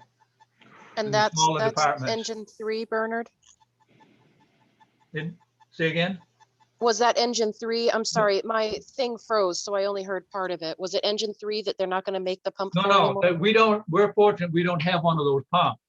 But Okay, 2/3 of the pumpers in these small towns in the state of Maine have that pump on it. And if they break something, they're going to be out of luck. The only way they're going to get a repair part is if it's something that can be manufactured in a machine shop, and that gets pricey. We've been there and done that. And it's not, you know, with the old engine one I had to go to Chimbro and get parts made for that so we could keep it on the road. So are we looking at replacing engine 3 then? For next year? Are you looking The- at a Well, truck? I would like that to happen, and what I would like to replace it with is an 1,800 to 2,000 gallon tanker, a small tanker, a single axle, that we can get down these roads this time of year and snow time and get turned around. With like a 500 or a 750 pump rather than a great big pump. We lose a little pumping capacity, but we still get a credit for a Class A pumper because it's 500 or more. Looking at the capital improvement plan, it says that we had 575,000 allotted for engine 3 for 2021. So is that, I guess I don't know if that was actually in the budget, but it's in the 5-year capital improvement plan for this year. It's not in the budget, but Bernard had applied for it, so I put it into the capital improvement plan. And then what happens, as discussed and as some councilors had indicated last year, they did not, some of them aren't with us now, but they said they did not want any further loans to take place, and they wanted me to understand that. But it is listed. It's up to the council if they want to proceed forward with a loan, a bond, or a lease purchase, but it is listed. And that means once it's listed, it can be 2021, it can be 2022. It's up to the town council as to when they feel comfortable proceeding forward. But I did put it in, and it was left in there, but not approved to go forward as of today. so Catherine, does that mean if we had allocated the 575,000, is that how much that it's going to cost to replace the engine? Or are we looking at a bigger cost than that now that we're a year later? Actually, maybe that's a Bernard question. It's a Bernard question. Well, I can tell you that Newport just spec'd out a pumper pretty close to the one that our engine one. It's gone up a little over $100,000 since we bought that one. they just spec'd it out was $630 some thousand for one quite similar to engine one. Is, do you know the price of the engine 3 that you want? Well- It sounds like it's bigger than engine 1. No, it's not. It's actually smaller. Oh, it's It's got smaller. It's got a bigger tank, but Oh, a okay. smaller pump. Oh, I see. And I would not be, normally I am not a fan of buying somebody else's fire trucks. Also, we've had pretty good luck with engine 4. Mhm. And we basically stole that from Pierce. That was almost a gift from Pierce. Mhm. It was a $412,000 truck when it was new. It was just a little over a year old and we paid $275 for it. Mhm. That was But good. those bargains don't come along very often. I would not be totally opposed to looking for a 5 to 7-year-old truck within that configuration, which would be considerably less than the 575. I'm guessing if you went and had that truck built, it would be in the $300,000 range, For the one you're proposing? right? Yeah. Well, that's better than 575. That's true. So I think if it's not this year, then it's next year when we have the larger tax valuation. But it does need to happen in the relative short term here. When is the engine 3 no longer inspected? First of this month, So after the 1st of this month, you will not be allowed to use engine 3, is that correct? till we get it inspected again, right? And you can't get it inspected until we replace the tires, the rims, and was it the steering assistant? The assistant, that's probably the least expensive. You can buy one of those or remanufacture one of those for a couple $100 and the town mechanic can put that on. But tires are upwards of $450 a piece and the rims are in the vicinity of $125 or $30 a piece. So you're talking about $1,500 time you get them mounted and balanced. Mhm. Sounds like that's pretty much our only option for this year, though. That, I guess, is your decision. Amanda, Heather? Well, I mean, I'm thinking we can't buy a truck in a month. No. So, Well, I mean, I guess if it's. we're gonna have to pay $1,500 to have it inspected, but in planning for the new truck, we definitely want that to be a big part of our plan, whether it's this year or next year. I mean, I'm kind of aligning with Catherine on this, that we hopefully could wait until next year to purchase the new truck because we would have the higher valuation. And again, if we spend the money on it, the tires, I believe, Dean asked, you use the same size tires up there, right? I do. Say again? What was your question? You use the same size tires on your wheeler that we've got.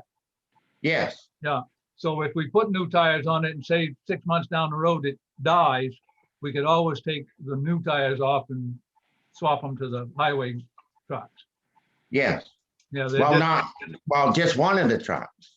Mhm. Only one of the trucks only has that size tire. okay, but we could use the tires up there. We Oh, wouldn't yeah, have to oh, yeah. throw them away. Mhm. Yeah. And if that happens, we need to sell that to the first guy that comes along with a $20 bill and not try to get $1 million out. But my question is though, Bernard, is it that truck something that the highway department can use? Like they did with engine 1? I don't know. I don't know. Before before we sink that money into it, is it something that the highway or another department could use? 'Cause Doesn't it still need I to feel be, that you, Yeah, in operation here. it still needs to be inspected and operable in order to run Well- on the road, so. yeah, but you're talking two different divisions. You're talking emergency versus highway, But the inspection's the But same. the highway, the highway can get spend $1,500 and then get another 10 years out of it. The fire department could spend $1,500 on it, and the first 2 or 3 fire calls, they go out 6 months down the road, we lost. Well, There's 2 different types of, you know, applications here.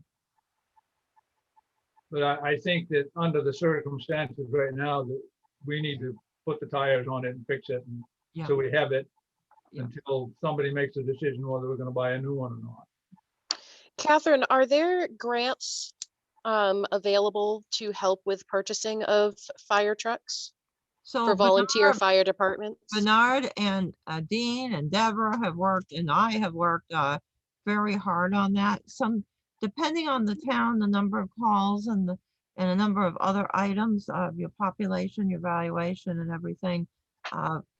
The trucks usually go to to the smaller communities that are in more desperation, and Bernard can speak to that.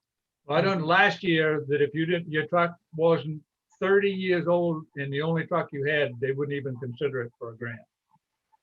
Yeah, it's Okay, different thank than it you. used to be. Yeah, it was a great program, but It's like a lottery. there's such. Well, and such a there's need. the problem is that what they've run into is there's so many of those little small departments in the southern states that the Mhm, newest truck they got's in 1956. mhm. And so they come up and said, you know, if you aren't at least 30 years old and that basically the only truck you got, forget it.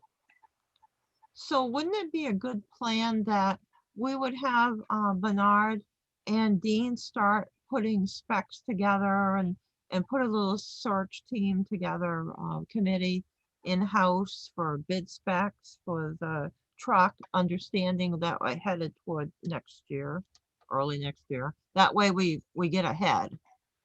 I think that's a great idea, Catherine, to have them putting all of that together. And keeping in mind if we came up with a deal like you got for engine 1 that popped up, please approach us with that, because that doesn't mean that we couldn't look at what we could do to try to save ourselves, $400,000.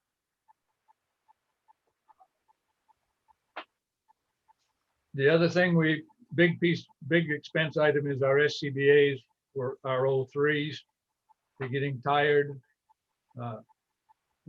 Best case scenario is we're gonna have to start replacing the tanks on them. And because the manufacturers have gotten bid with the lawmakers, I can buy a tank from the guy that makes the tank, and there are only 2 major manufacturers of SCBA tanks in the country. So the tank that I have that says MSA on it was made by either Lufkin or SCI. I always happen to be all Lufkins. But if I could buy it from them for $600, if I buy it from MSA, it's $1,300. Not much price gouging there. And they managed to get in bid with the lawmakers and the rule makers and say, I can't buy that from the manufacturer. I got to buy it from MSA because it's got to say MSA on it. Bernard, at some time we should discuss that further. Well, it's not at your level of lawmaking, it's at the big boys. I'm sure, but I'd love to hear more about that. You know, it's just like the testing on these, the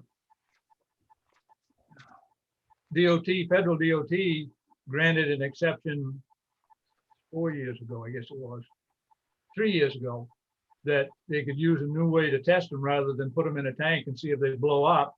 They could do it with basically do it with a CAT scan or an MRI. And the Navy thought that was the greatest thing going, because now you can see a crack before you blow it out. And DOT got hammered on by manufacturers and said, no, we're not going to continue that exemption. And the Navy told them what they could do. The Navy said, that's the best thing that's ever come along. We're going to continue to use it. Have a nice day. But the rest of us can't. Price tag to replace all our MSA equipment that we have, including the packs and the 2 tanks for each that were required, is about $160,000. Because of requirements put on them that it does basically nothing for the pack or for the guy wearing it, They've gone from around $6,000 a piece to 8,300. Bernard, I thought we had a program for replacing these as we went. I remember we talked about this at one of our other budget meetings, and we were talking about the SBA equipment, SCBA equipment, and how expensive it was, and that you had some that you were replacing parts of them, I think. We've replaced some of the parts on them. The problem with replacing them piecemeal is that you end up with 2 or 3 different models. The newer ones don't operate the same as the ones we've got. The ones that were made. So you want all the guys to go in and have them all the same, so they know when they're picking it up, they know exactly what to do with it, Right. and they're not looking at, oh, this is the blue one versus the red one type thing. Right, and if it's a So- full-time department, and they use that every day, it's a different story.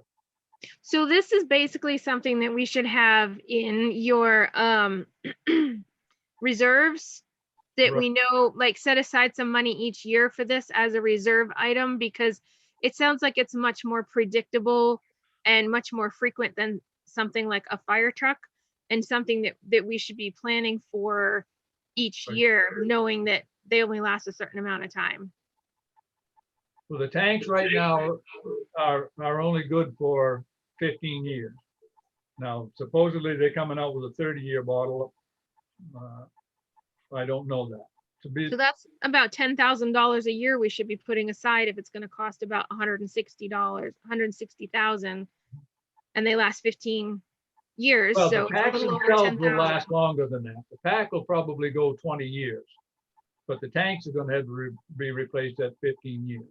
Right, Because they can only be hydroed up basically twice, 5 years and 10 years, and at the end of the second one, they're gone. Again, I don't know what the difference in price will be when they finally get this 30-year tank out between the 2 tanks. It may or may not be feasible to buy those. do you have any money in the reserves that you can put towards that as a project, or is this something we need to look at paying for all next year?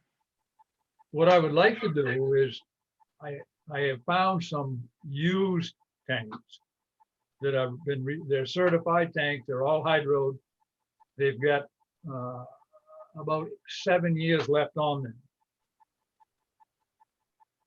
And they're 600 and something a piece. I would like to take the PPE money that we set aside last year and buy that and some out of the PPE this year, and buy at least the ones that, the tanks that are on the packs when we get to a fire would be the newer tanks.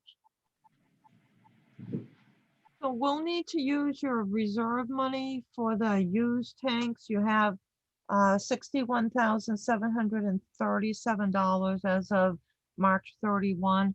Because the PPE is listed specifically as PPE carried Well, forward, That's we're the most going- expensive piece of PPE we've got, is the SCBA. if you can call it PPE. It is, it's considered Okay. part of the PPE ensemble in the book. Okay, as long as it's listed there, that's fine. Mhm. So I'm thinking along the lines of what Heather was saying too, and putting a certain amount of money in the reserve every year that would be going toward the tanks and the packs for replacement. I think that seems like, because it is predictable, like Heather said, we should just be planning for that every year. And if we rounded this up to $200,000 for, let's say, every 15 years, because we know costs are going to go up, you're looking at a little over $13,000 a year that we would set aside for replacement equipment. And then when you hit that 15-year or 20-year mark, you've already got the money and we don't have to worry about adding to the budget for it. Well, I tried to do that many years ago and got nowhere with it, so I gave up on it. You know, oh yeah, we're gonna put $15,000 away for a truck, but when you went to get the money, there was nothing there because it was all on paper. So, Well, if we did that, Catherine, it's my understanding we would create a line item that would allocate that money only for this particular use.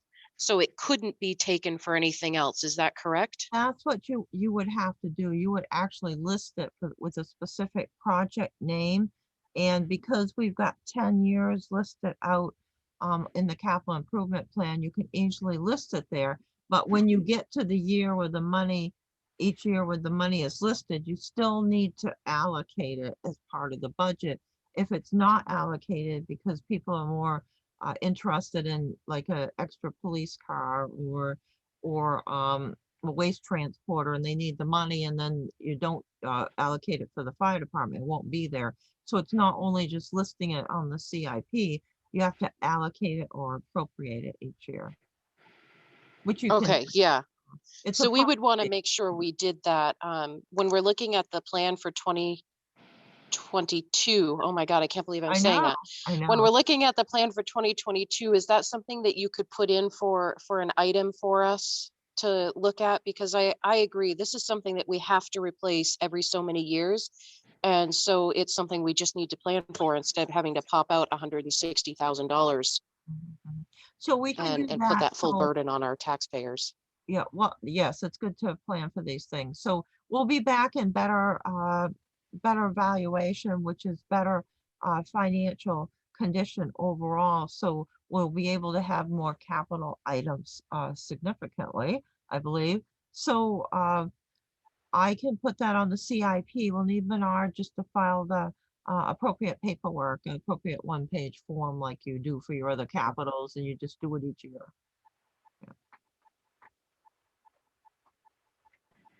What else you got, Bernard? I would like, and after listening to what you just did to the police budget, this probably doesn't go well. I'd like to see a separate budget for EMA under the fire department. There's a couple of reasons for that. One is that when we go to file, if there's some kind of a disaster, it would make life a lot easier if in fact, yeah, that came out of an EMA budget. Do you mean like if there's an emergency order or something like that, that Well, we if, for separate it out? example, when we had the snowstorm, well, this last, what was it, a year ago this month, we had the one where Yeah. we got banged around. April 16th, Yeah, April We- 16th. yeah, we got that was declared a disaster and we got monies back from through FEMA, through FEMA. And when you start making out all these forms that you got to make out for them, it would make it easier if there was, a separate line item at least in there that says, okay, this is, what we're going to pay EMA, the EMA director, the Emergency Management Director. This is his hourly pay and this is what we budgeted for. Oh, I know what you're getting to. Okay, so you have a separate line item, what, in your fire department budget? The problem is that it doesn't have enough money in it. That's right, That's the issue. right. Needs to be jacked up. Yeah. So what are you looking at for an increase? I don't have the fire department budget in front of me, so I'm not sure what it is. What is it currently and what does it need to be? Well, It's- now it's a $1,250, which is a yearly stipend, and it needs to have probably, and again, some years you might not spend it all, but other years you may spend more than that. I'd say another couple $1,000 at least, give you some cushion. So, and I understand why you're doing that, because that helps once the money comes back in. So what you would want to do, Bernard, is that when you submit your budget, later this year, you want to put in the amount that will work Right. for the reimbursement. Okay, Yeah. yeah, this is a paper trail thing here. Okay. Yeah, because one of the first things they said, well, if you get a stipend, we're not going to pay that. Yeah. Well, because they're about like an insurance company. They've got a lot of ways to get around paying their bills.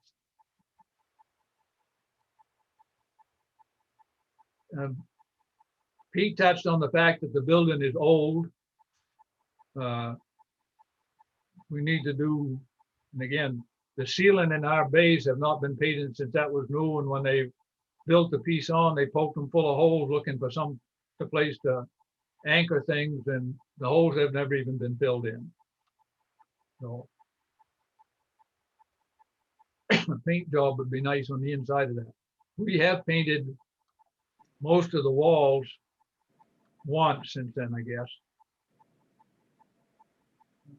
I think that you and Pete do have your separate allocations for working on your buildings. You, of course, have more because we started it sooner. So I I would have no say- budget money for buildings in my budget. Yeah, you do because we've been putting the reserve monies away. Yeah, but it's, you have it, I don't. I have no idea what it is.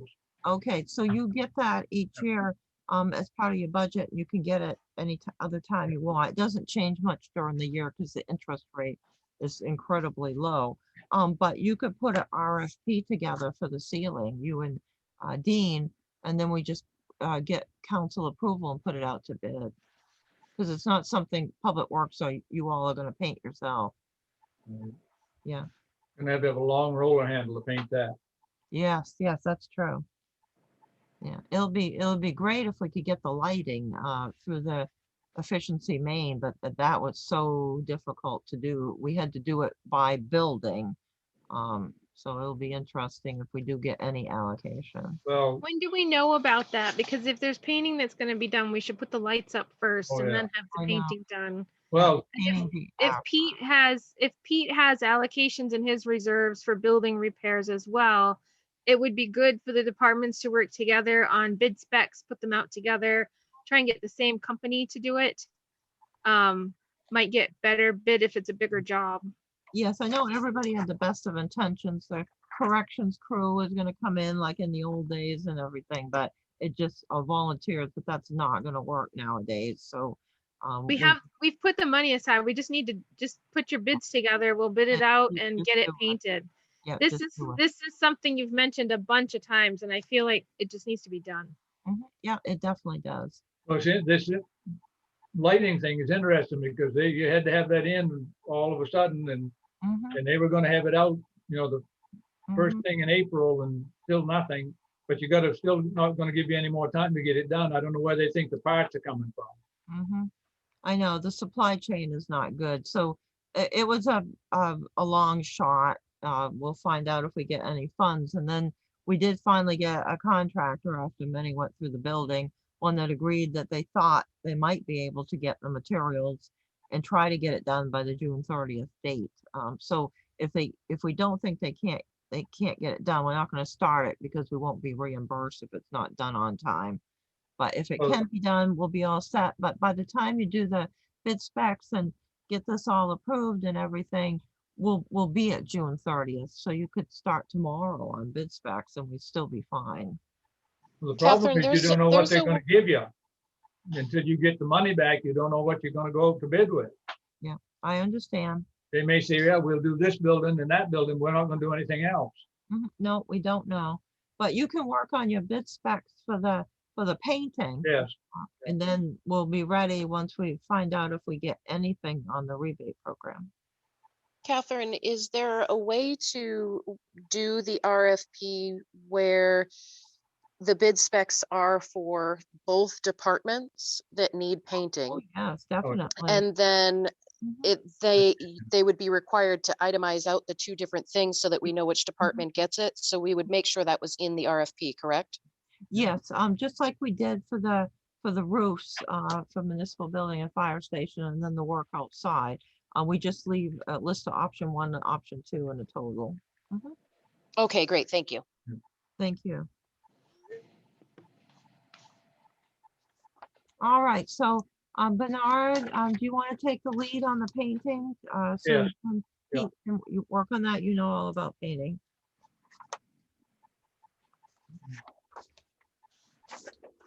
Bernard, before we say goodbye for the night, is there anything else you wanted to cover with us? Yeah, I would like to put a couple of laptops in our lead engines at least. Basically for, not so much for reporting, but we could have mapping on these things. We could have our hazmat stuff on here. I don't know exactly what they cost each. They're probably, because they say going in a fire truck, they'd be twice as much as they would be if you were putting it anywhere else, but I think the last time I looked at these whatever they are, tough books or something that are made for this, but they were like $3 grand a piece. And I don't know what it cost to hook them up, and they're probably another grand anyway. So we're talking probably $8 grand that I would like to put in under, for this next budget, I'd like to put that in under equipment specifically for those two. Yeah, you could put that. I think that's more of a, just a budget, not a capital item. But based upon how things are put together, it could go in either by their definition. We had to get the tough books for the water sewer just because the laptop was old and having problems with the sewer water billing, and we wanted it to be perfect. And it was like $2,600. And then you gotta have the hookup to go with it. whatever Correct. that, And I don't know what that, Mhm. actually around $4 grand a piece, I think we'll put them in there. There any grants for those types of things? I have not Sure. seen anything, there are for police departments. Yep. You will find that the police departments have a whole lot more grant availability out there than we do. Yeah, That's true. You know, they get, when that money comes back into MEMA, 75% of it right off the top goes to police departments. okay. Then the rest of it goes to us peasants down on the bottom. Yeah, it's a good idea, but not much for fire departments. Catherine, is there any, I know there's a lot of infrastructure monies coming from the federal government and other programs. Is there anything along those lines that would be beneficial for the fire department? We're gonna have to wait till the details all get worked out. We've gotten so many conflicting stories on exactly what's going on that even the other town managers on the listserv, I've heard so many different stories, and we all agreed just to wait till the program was announced. Yeah, it'll be a stimulus program, and then we'll go over it very carefully. I've got 3 different write-ups. They're all totally different. So, anything that is shovel ready, if we had shovel ready industrial park projects, that would be good. Like we did the last time the stimulus money came through. You might, fire trucks would be something to look at. It's just depending on what the definitions are. I think it'd be really great if we have all these larger ticket items in mind and we see the needs for it, that we start putting all the bids and stuff and have it ready to go. And that way we'd be in a better position if monies do come along, we'd be able to process those applications a lot more efficiently. Yeah. I even expect- if- Oh, I'm sorry. I took Even part if in it's a not prices. FEMA Zoom meeting the other day about several different grants that are out there. And several of the questions were, is there anything coming for fire departments in this infrastructure?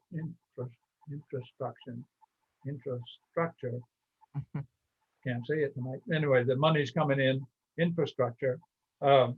And the answer from the guy from FEMA was, he said, I've read, just like Catherine just said, he said, I've read 3 different notices and they've said 3 different things. And he said that not only don't we know, but he said it's managed to screw up our grant process so that we may not get the 2021 grant applications out until 22. They're right now putting out 19 grants. That's how screwed up it was. Grants that were supposed to be put out 19 are just coming out now. So this thing is really not, it may in the end be helpful, but right now it's messing things up. Yeah, it is a good point. If we put together all of our needs, and we've got a lot listed out for water, sewer, highway, if we list out for fire, police has been listed out to some extent, and any other department, transfer station, then we can be all set to go. Because the turnaround will probably, you'd think it would be short, but when the stimulus money came out before, the turnaround was really long, but it's easier it's easier to get the money if you're ready to go when the applications are Right. released. The other thing that I need to throw out here on the table is that in the not too distant future, the town of Pittsfield is going to have to start looking at having full-time firefighters in the daytime. is coming to all these towns. There just aren't people enough around working in town anymore in the daytime. And in some cases, they can't leave to cover daytime calls. Along those lines, Bernard, do you guys have a firefighter who is also a EMT? Two, You have two. Three. Okay, three. three. Okay, great. Thank you.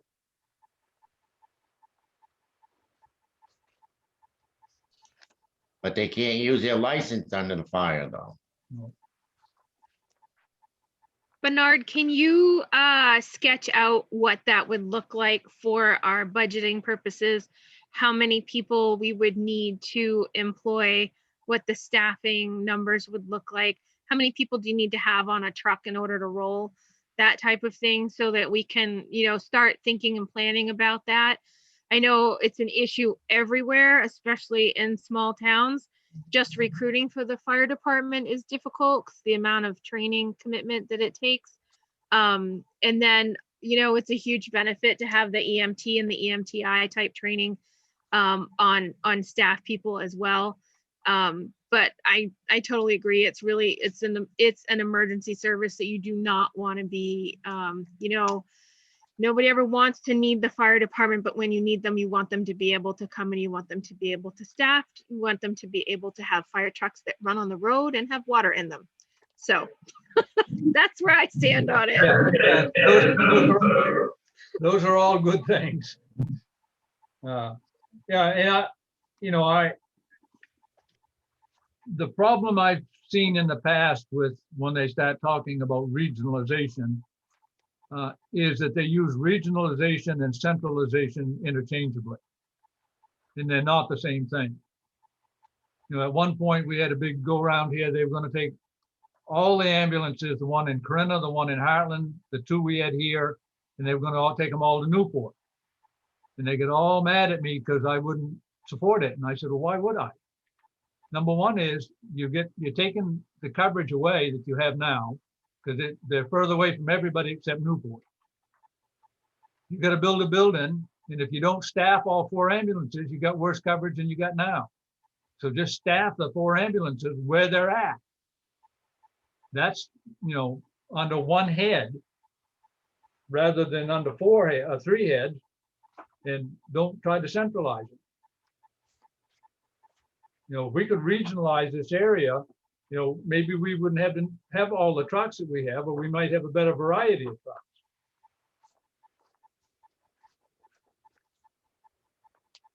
Because at that point, you would be 20 years ago in New Hampshire, they had a region down there. There was 49 towns in it. They hired a guy who was a chief, but he was only chief over the region. He didn't have anything to do with any single department. He had a staff that took care of training, took care of purchasing. And for example, Pittsfield had money to buy a truck. You sit down and you look and say, okay, what we really need in this area is a new engine. We want to buy a tanker. No, you're buying an engine because that's what we need in this area.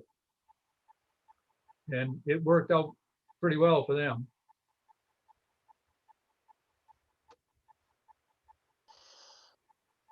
Well, thank you very much for being patient through the police department's presentation and for providing us with all of this information. It's really good information to have. And I'm so glad we're starting this early because I think it'll help us have a higher quality budget period when we really sit down with the numbers. Dean, do you have anything to add? I'm all set. Jason, did you have any questions? No, I think I was all set. Heather, are you all set now too? I'm good. All right, well, thank you very much for Thank the you for listening. presentation. Very much, and thanks, Dean, for being here to support. We really appreciate it.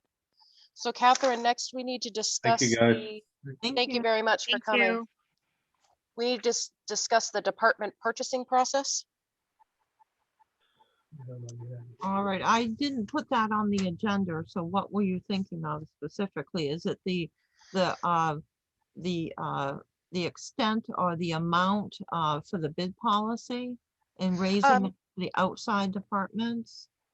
Yes, so we had discussed talking about the bid process and allowing department heads to do bids without having to come to the town council at a certain amount. So that was one of the items, but one of the other items was the purchase orders.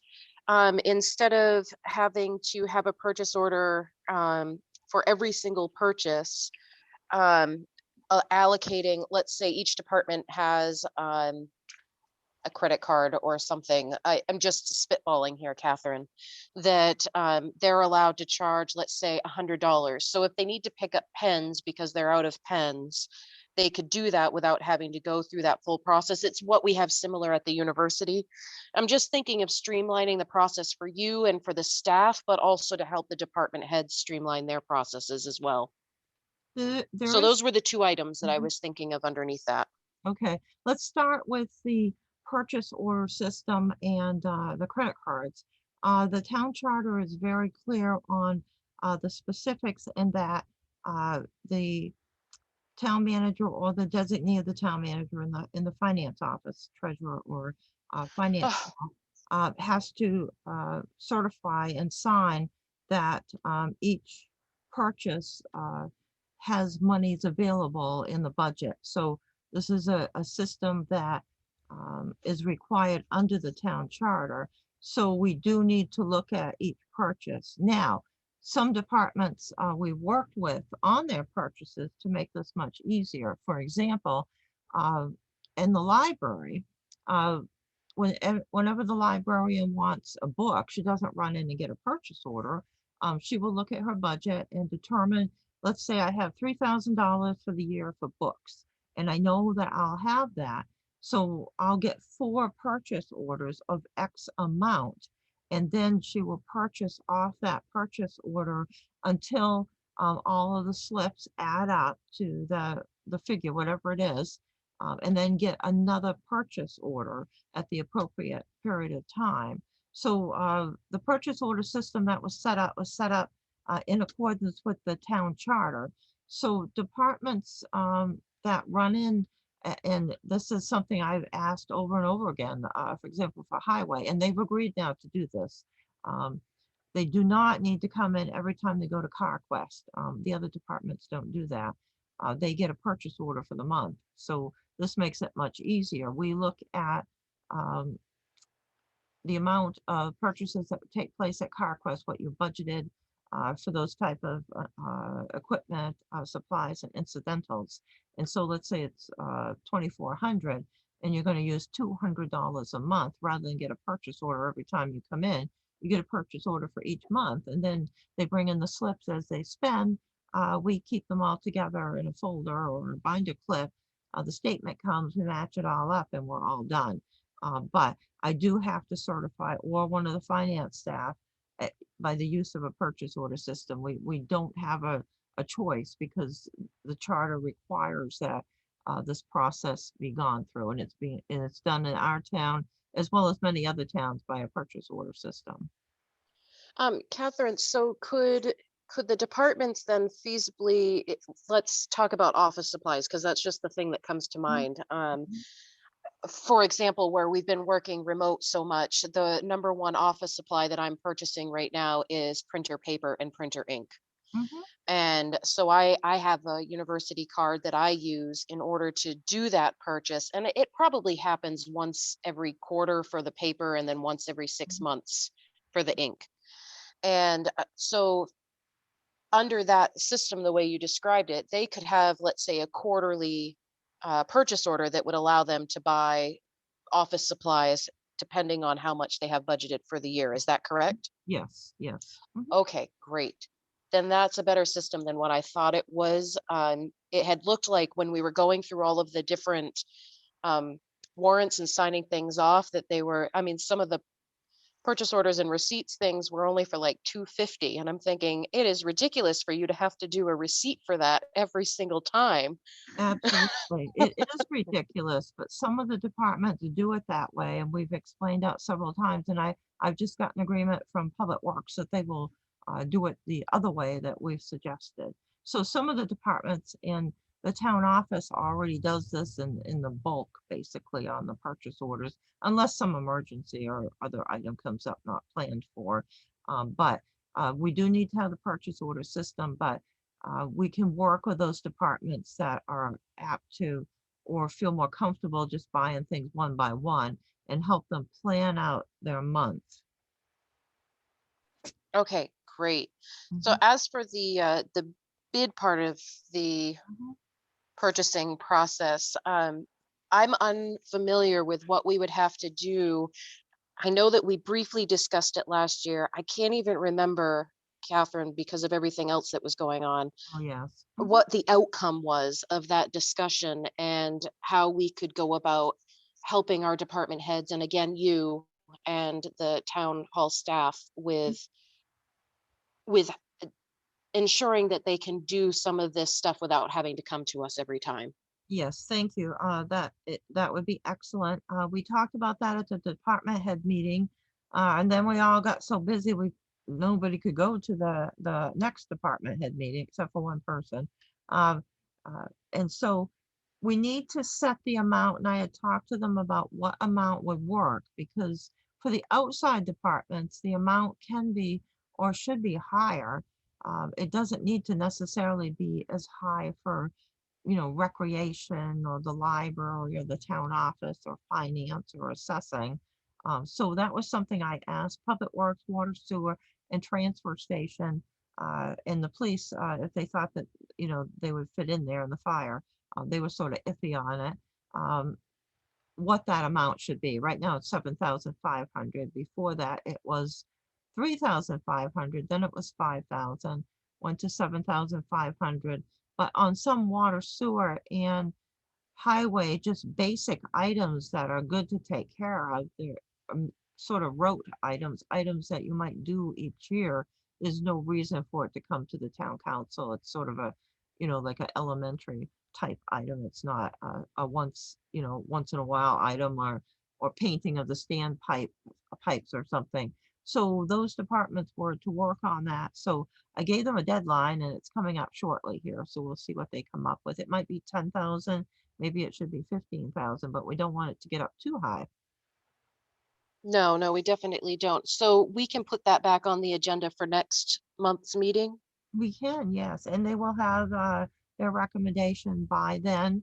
And we got to figure out how we're going to do this, because it would be for, I think I won't call it by department, so I'm going to call it by certain types of categories of items. So then it will fit better, rather than it looking like Public Works can spend more money than, finance or something. So That makes I'll sense. come up with some language. So thank you very much. It's an excellent idea. We would amend the Administrative Code, Chapter 2, 106, bid policy. Mhm. Okay, great. So Jason or Heather, do you guys have any questions or comments about this? We're seeing a no. No, nope. No, I think I'm good. Great. Okay, so Catherine, you wanted to talk about the code enforcement officer budget status. Yes, obviously for a part-time code officer, unless we get into a bidding war over a candidate, what we have is adequate. So for a full-time officer, which Big U have requested that we hire, not currently in the budget. We did the salary of what we thought was reasonable to try to get somebody on board, considering that we've got 15 other towns looking for code officers, both full and part-time, and the candidate pool is very small. There's no schools that recruit for them. You do go to training at the state.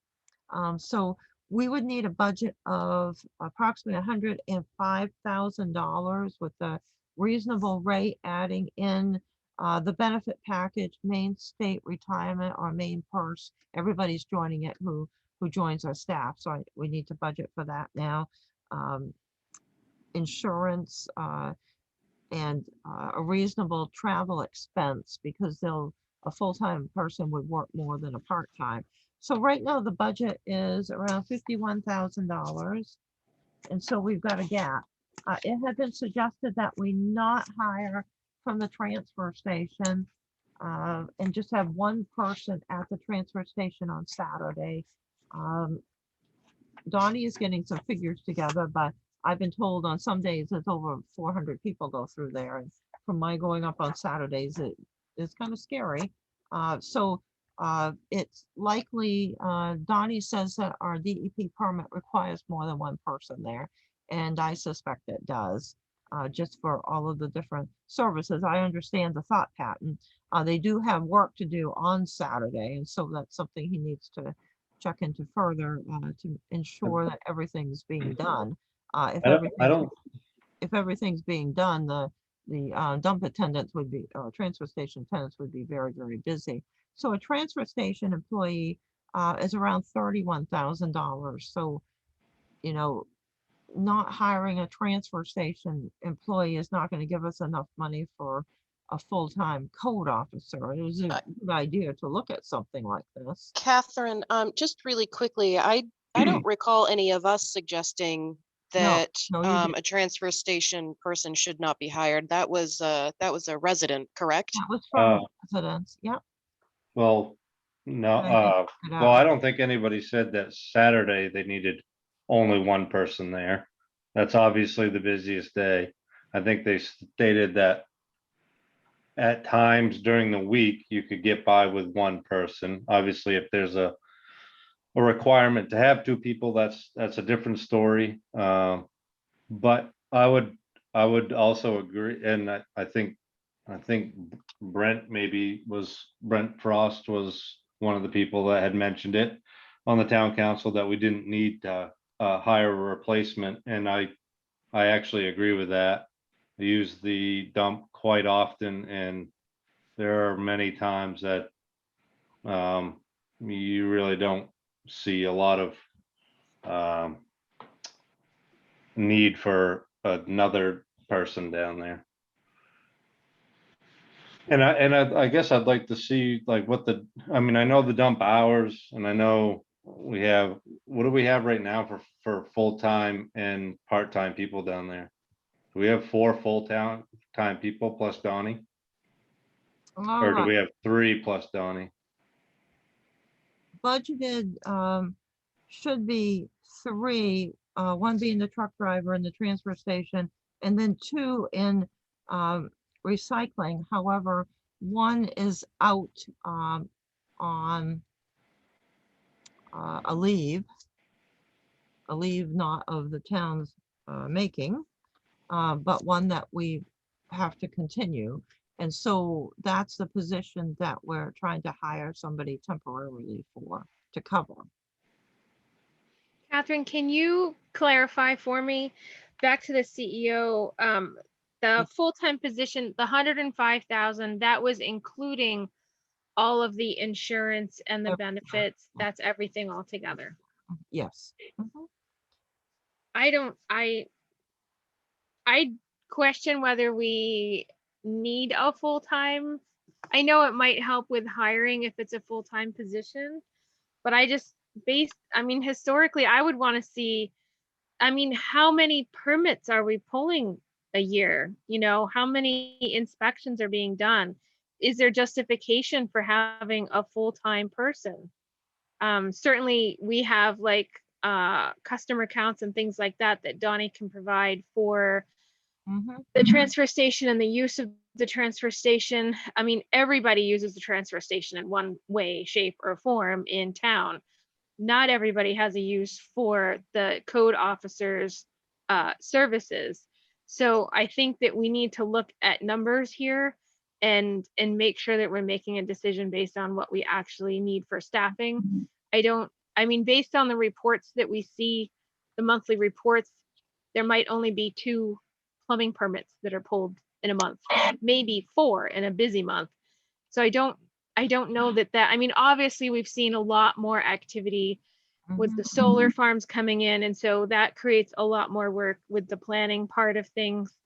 Um, I'm not convinced that we need a full-time yet. I'd like to see the numbers back that up before we jump into that.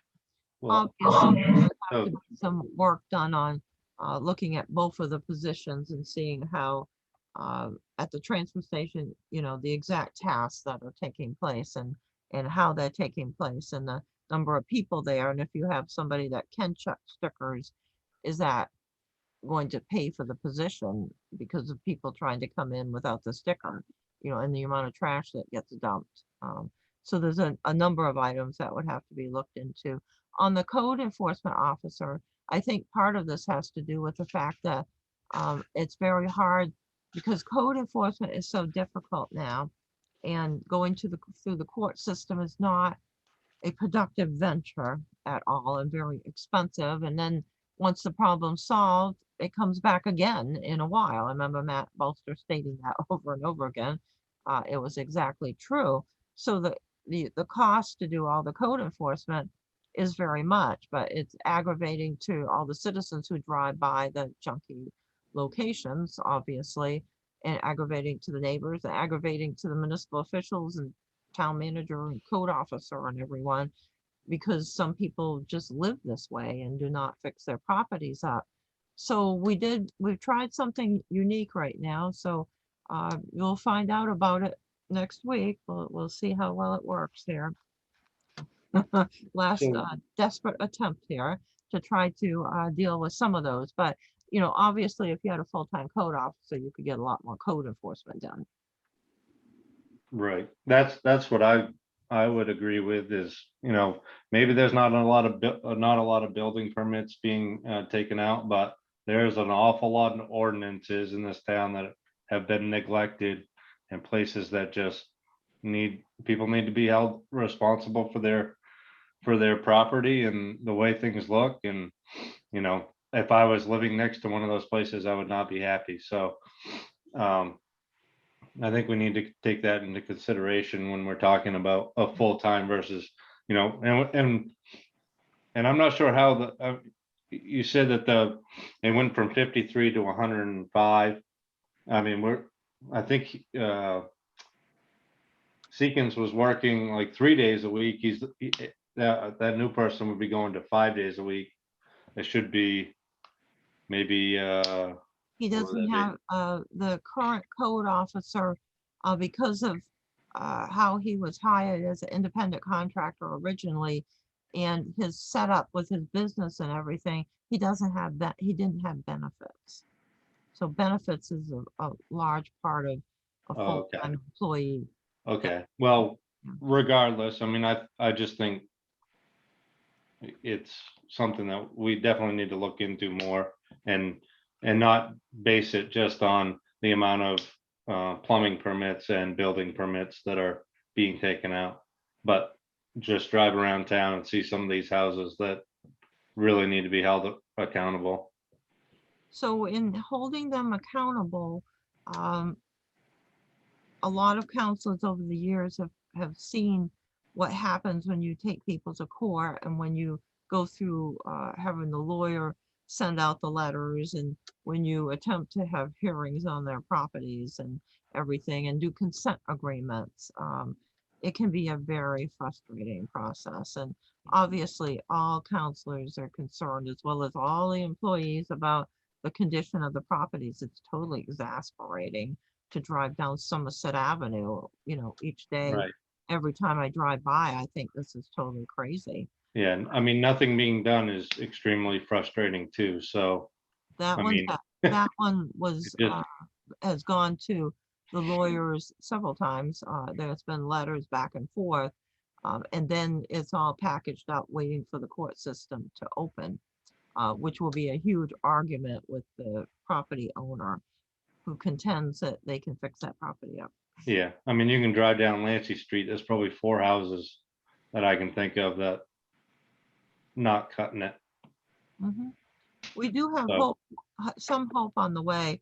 And we can go down through for you and Brent to find out what the town council and the staff have done on each of these properties. You would be amazed. And this is something that exasperates every single town in the state of Maine.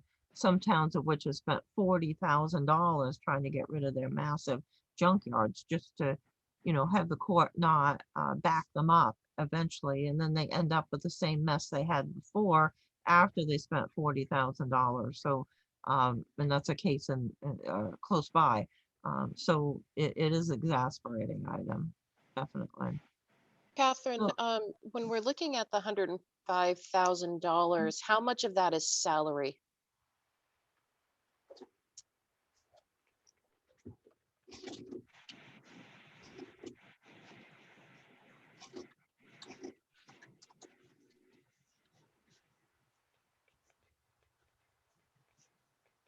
Approximately $70,000. Okay, so Because that's kind of in Yeah. line with based off of the previous salary being 51,000. Is that Mhm. correct? Yes. Mhm. Going from 3 days to 5? So most of the current budget is salary, yes. Mhm.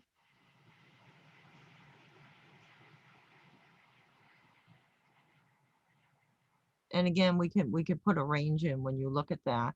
I can see the pros and cons of all of this, so we'll do a little bit more research on these items.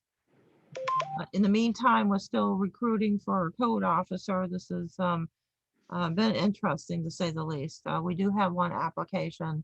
The person is not certified and is learning how to be a code officer from his friend. So we'll keep on trucking here. Thank you.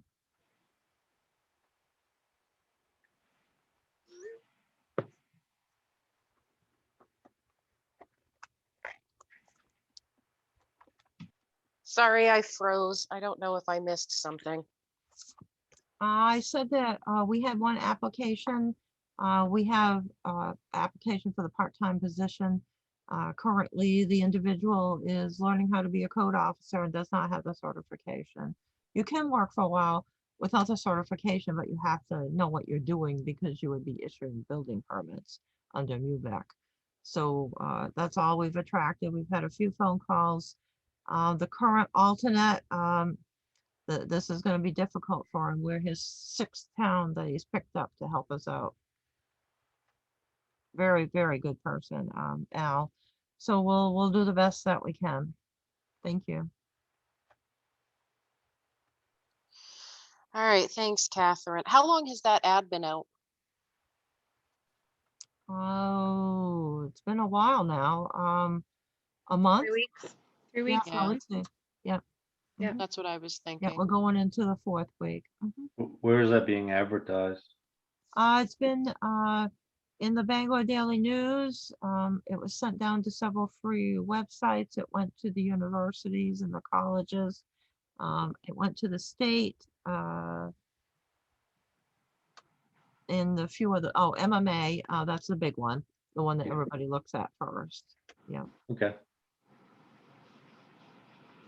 Was there anything else on the agenda, Amanda? No, the next item is adjournment. So if there's anything else you'd like to discuss, we certainly could. I would like to make a motion, we adjourn. Okay, great. I'm hungry. We had dinner Me yet. too. Understand that.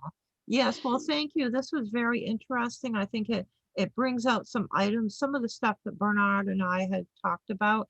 But one other item came out I hadn't heard of before, so that was good. Yes, I agree. I like the idea of starting it now, and I second our adjournment motion. All right, thank you all. Thank you. Thank you. Thank you. Have a good night, everyone. Right. Good night.